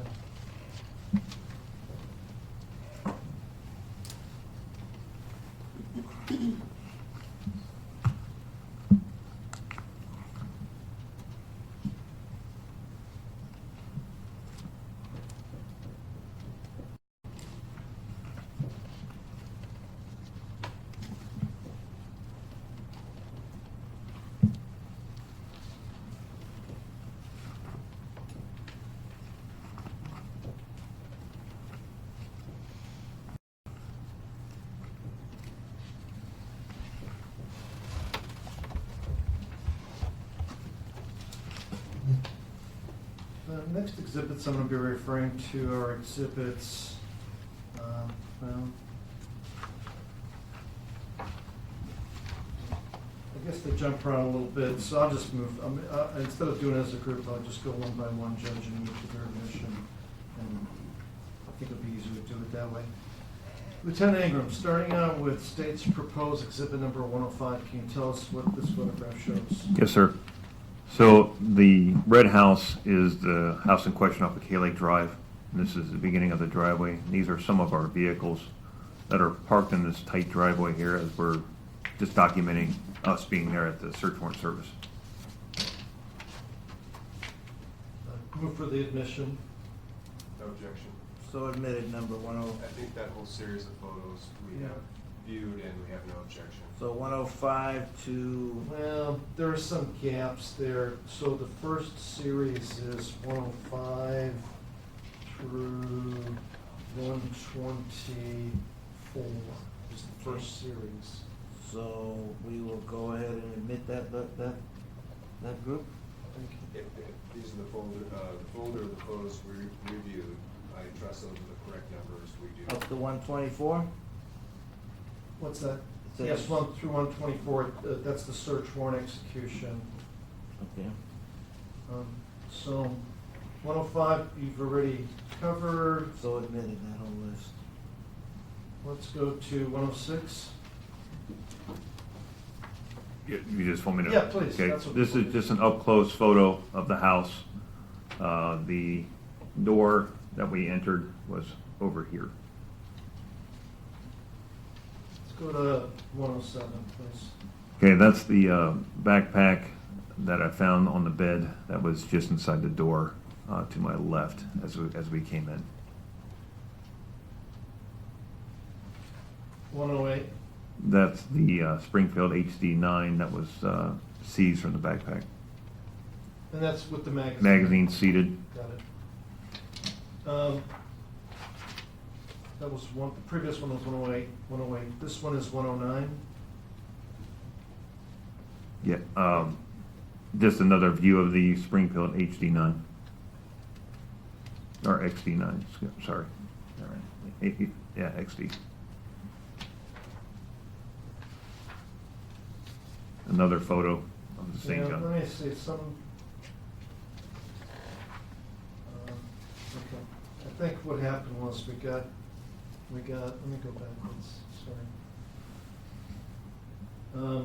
So this one, let's go back. This one, for the record, the one where the barrel is pointed to the right is exhibit number 108, okay? And then let's go to the next one. The barrel's pointed to the left, that's 109. Is it the Springfield pistol also? Yes, Okay. excuse me. Now let's go to 110. Do you recognize what's in that photograph? And if so, describe it. Yeah, so the magazine is being pulled out to show that it has rounds in it, in the 9mm. Let's go to number 111. And this is a photograph showing the serial number on the firearm, on the 9mm. And number 112. Is an up close photo of the make and model of the firearm, the 9mm, Number 113. showing that there's a round in the chamber. Number 114. Same thing. It's a different photo, but showing the round that was inside the chamber. And that's being ejected from the chamber. That's correct. Okay. Number 115. So this is the photo of the .40 caliber. The magazine is seated. Number 116. Another photo of us pulling out the magazine from the firearm. 117. Of the .40 cal, you can see the magazine is fully unseated from the firearm, and it is loaded with ammunition. Number 118. And the .40 caliber showing that there's a round in the chamber. Number 119. Another photo of the .40 caliber showing, at least trying to show what type of ammunition is in the chamber. Number 120. An up close photo of the .40 caliber and the serial number on the firearm itself. All right, and on that one, You- there are markings as to the caliber on the upper part, correct, where it says 40 auto. Yeah, I know that screen's not in the. I know it's the .40. Yeah, right, I'm looking at the lettering above Sturm Ruger. There, right there. Oh. Yep, 40 auto. That's correct. Okay. And then let's look at 121. What is that? So that is a revolver pistol also found in the backpack. All right. Now, Now, that particular gun was determined, and I'm gonna be a little bit leading here, but just excluded. Okay. That gun was determined not to be involved in this case, correct? That's correct. Okay, I just wanna make that clear from the get-go, but nonetheless, what is 122? So it's us opening up the cylinder, showing that the firearm has some rounds, excuse me, some casings in there. And from my angle, it looks like you have at least a dimple. Give me 1 second. Mostly some live rounds, but I'm not sure about this one. It looks like there's a dimple in that firing on the primer there, which would indicate it's been fired at least once. And 123? It's the serial number on the butt of the gun of the revolver itself. And that, Judge, actually it was 106 through 123. I misspoke when I said Yeah, so 124. 124 is not admitted. 124 is a different photo from social media. We'll cover that later. So Madam Clerk, it's 105 to 123.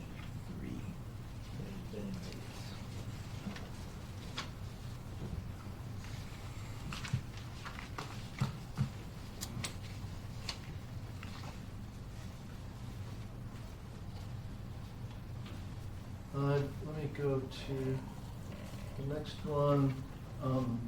States Exhibit number 190. Now, some of this gets to how the magazines were packaged before they went to the lab the second time, but do you recognize this as being the Ruger magazine as it was previously packaged? I do. Okay. And I would move for the admission of 190. I think they were both admitted, 190 and 191. The next one is 191, well, essentially, we have those already admitted as We those did. exhibit numbers, so I'm gonna, the exhibits in, so these photographs just show previous packaging, so I'm not gonna move to admit the photographs now. And let me, I could just show you, let me run some other photos by you, but I'm not gonna admit the actual items, and so these become a little bit more relevant. States Exhibit number 192. That is one of the live rounds after it was packaged, is that correct? Yes, sir. And States Exhibit number 193, which says 9mm rounds from the magazine of the Springfield. That, again, is an exhibit that was items that were previously packaged and used as an exhibit. Yes. Okay. And in this case, Judge, my feeling is that the state doesn't feel like we really need to have the live ammunition here, and that's why I'm admitting the exhibits. Okay, so what we're gonna do is we're gonna write 192 and 193 as photos. Is that right? Correct, thank you. So they'll read photos of the identifiers. And likewise, turning your attention to 194, do you recognize this photograph? Yes. And were these was this the ammunition that was taken out of the .40 caliber Ruger? Yes, sir. I would move for the admission of 194, which should be photo of .40 caliber rounds. Any objection? So for the record, 192, 193, and 194 have been admitted, and those are photos of the objects listed.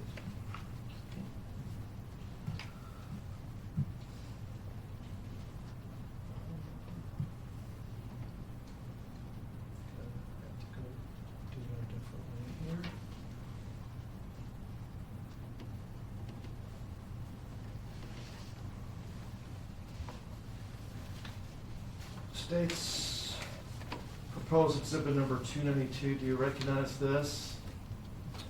Yes. Okay, and what is that? It's a wallet. And the piece of white thing sticking out of it, do you know what that is? It's an ID card. Austin Barrett. Okay, can't do the click back and forth, so I'm gonna.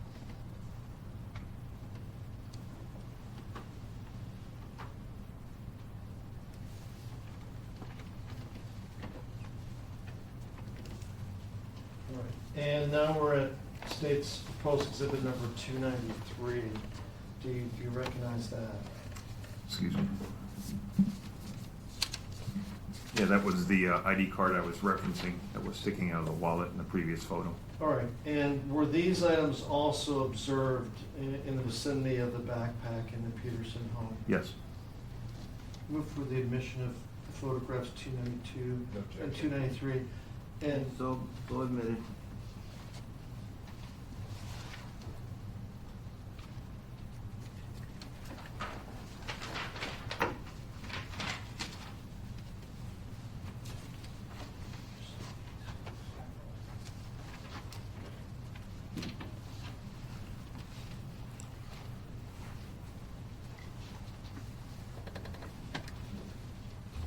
I'm going to share the mic with you here, and I'm going to show you some paper exhibits, which we don't have loaded onto the computer. So starting out with State's proposed exhibit number 126. The jury won't, if you can just show the jury what it looks like so they'll recognize it later. 126, 127. Let me ask you about 126 first. Okay. Do you recognize the exhibit? Yes, I know what they are, and I didn't necessarily generate this, but I know what they are and why we do it. Right, and what are those things? These are e-traces of firearms that we submit information, specific information about the firearm to the Bureau of Alcohol, Tobacco, and Firearms.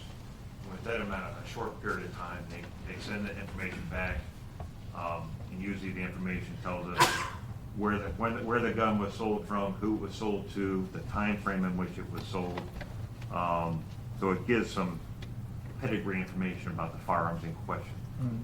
And so would it reflect documented transfers of the firearm as opposed to ones where a person just buys it from another person without any paperwork or documentation? I think it's only gonna show documented transfers. And I don't have the exhibits in front of me now. Well, I have them in the binder, but why don't we go through 126? Can you tell us which firearm that pertains to? 126 is the Springfield, the Springfield XDM 9mm. All right. And it's got this, does that have a serial number on there? Yes, sir. All right. And does it give the purchaser information? Yes. Okay, and just tell us who the purchaser was. Michael Joseph Lachinsky. All right. And it gives the purchaser's address, is that correct? Yes, sir, it does. Now, would that be the address at the time of the purchase? Yes.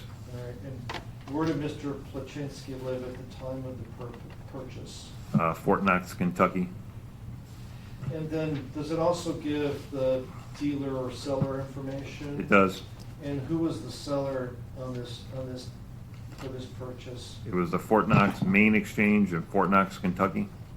Okay, now is that military related or? It would seem to be that way. And what was the date of the original purchase of the Springfield? It was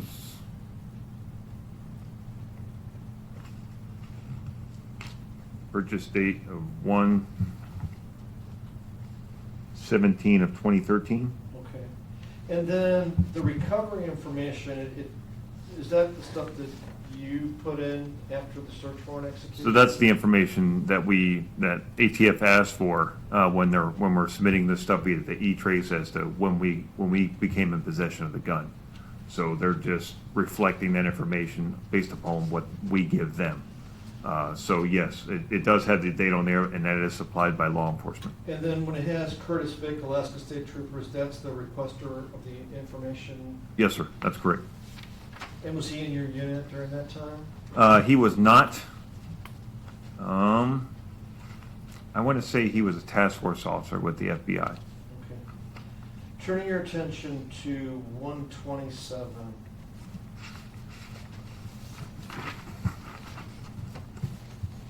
Tell us what 127 is. 127 is a E-trace report, or a trace report for the Ruger 40 caliber.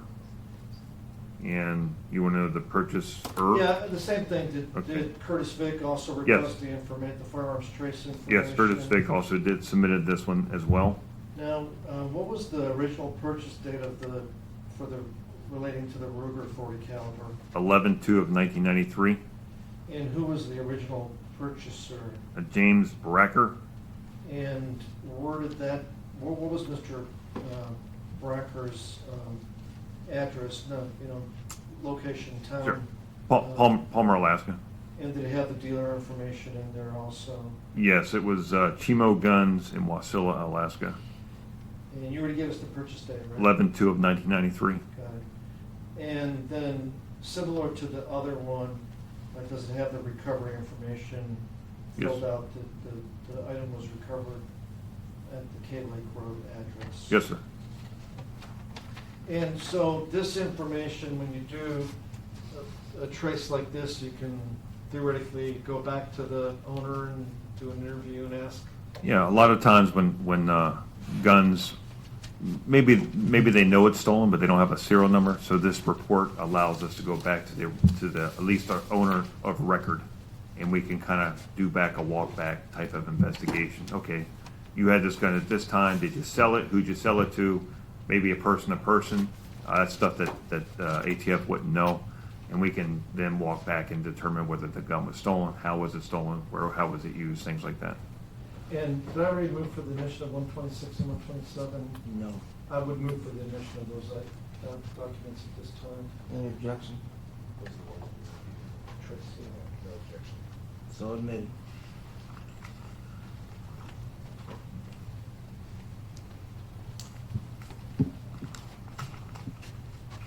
Well, did anybody interview Mr. Seal on that day? I did. Right. And did anybody interview Alana Peterson on that day? Did. Was there anything else taken pursuant to the search warrant or pursuant to a different search warrant later at the K Lake Road? Yeah, we seized a Dodge Neon that was parked on the property. Was that, why was the Neon seized? It was a vehicle. Lana Peterson had told us that, so David Grunwald's Bronco shows up at their house the 13th of November, the evening of the 13th. I believe that's, I'm not 100% sure about the date, but that time frame when David goes missing, shows up at the Peterson's house. Lana Peterson's there. She witnessed some of the individuals get out of the Bronco, and Austin Barrett gets out of the Bronco, stays at her house, and says that during that evening he spent the night in this Dodge Neon, Okay. and that's why we seized a Dodge Neon. All right, thank you. And then turning your attention to December 7th. Let me make sure that I have not missed anything else. That was recovered the 6th and the impound of the Neon. Then we're talking about the next day, December 7th. Did you make contact with Austin Barrett? I did. All right. And where did you make contact with them? At a food mart. It's a little gas station / food mart at the intersection of Wasilla Fishhook and Selden Road in Wasilla. And were you with another officer? Investigator Dave DeCore. Was Mr. Barrett taken back to the trooper post in Palmer? Yes, sir. All right. And was he interviewed at the post? Yes, sir. By whom? Myself and Sergeant Wagson. And then was he taken to any other location? He was Which location was that? taken to the DA's office in Palmer. And was he further interviewed there? He was. And then what happened to him after the interview concluded on that particular night? We gave him a ride back to wherever he wanted to go that evening. Was not taken into custody.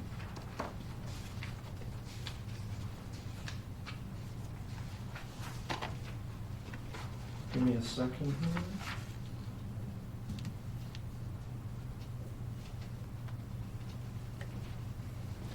I did see that you had one more activity that was documented. That was in April of 2017, and that was regarding obtaining a search warrant for Andrea Cullington's Snapchat account. Does that ring a bell to you or not?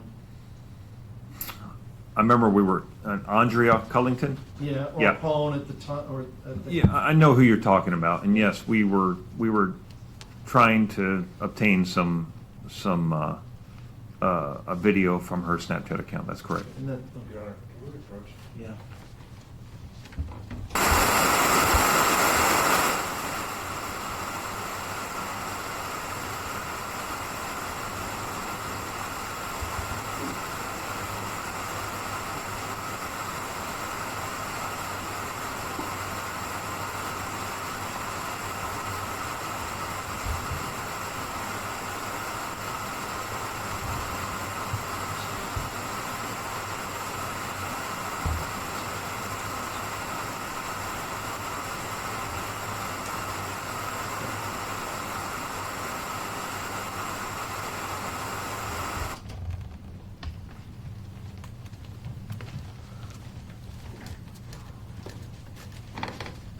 thank you.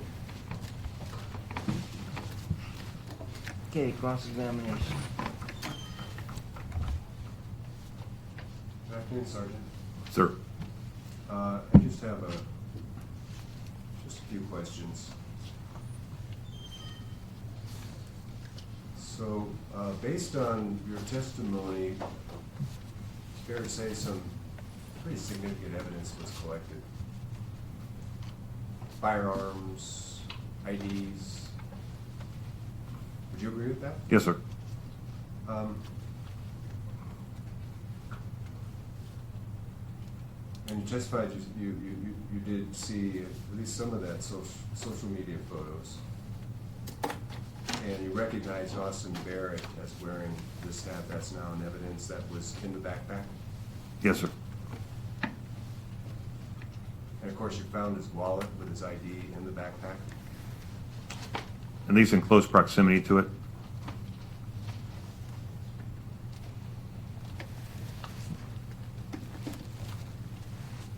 And you'd previously seen a number of photos of Eric Almendinger Yes.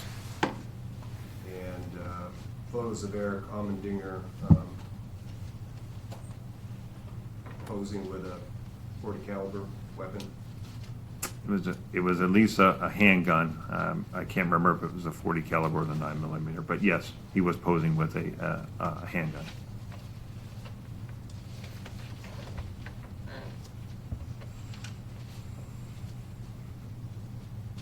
And you have identified a .40 caliber handgun in this case. Yes, sir.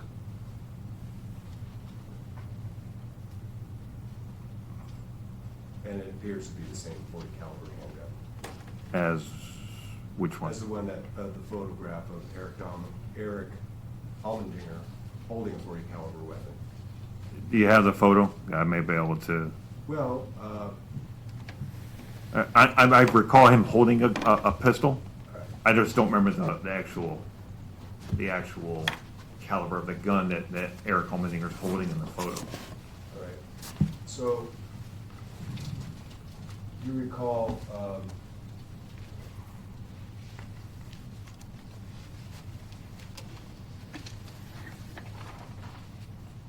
testifying at Dominic Johnson's trial, November 27th, 2018. Yeah, I remember testifying in the trial. Yes. Do you remember having your memory refreshed regarding that question? Did it appear to be .40 caliber handgun similar to the handgun that's up here? And you testified appeared to be fair enough. I have a photo if you want to use it, Mr. Provost, from the sure. master binder. I don't have the one we're going to admit, but I can pull it out of the master binder and if you want to run it by Lieutenant England. Do you remember putting on a headset and listening to the audio of your prior testimony? I don't. May I approach?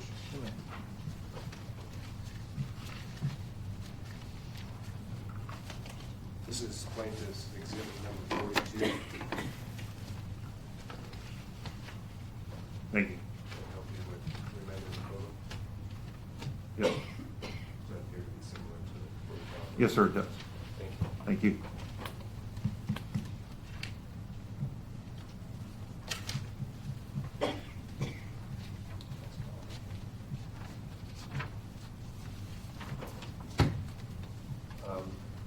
So we have Allender with the gun, Austin Barrett with his ID and his hat, Devin Peterson, his backpack on his bed.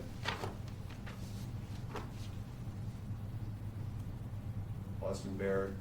I'm not sure we established that was Mr. Peterson's backpack. I think yeah, true.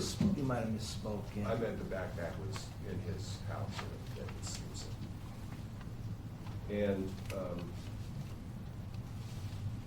Austin Barrett sleeping in the ER a few hours after David Grunwald's murder. In all the investigation that you did, fair to say that no evidence of this nature was collected that belonged to or was associated with Bradley Renfro? I didn't find any of the sort. All right, thank you. Any follow-up? I don't have any follow-up. Okay. Thank you, officer. That'd be excused, Your Honor. Yeah, I think so. The parties want to come forward?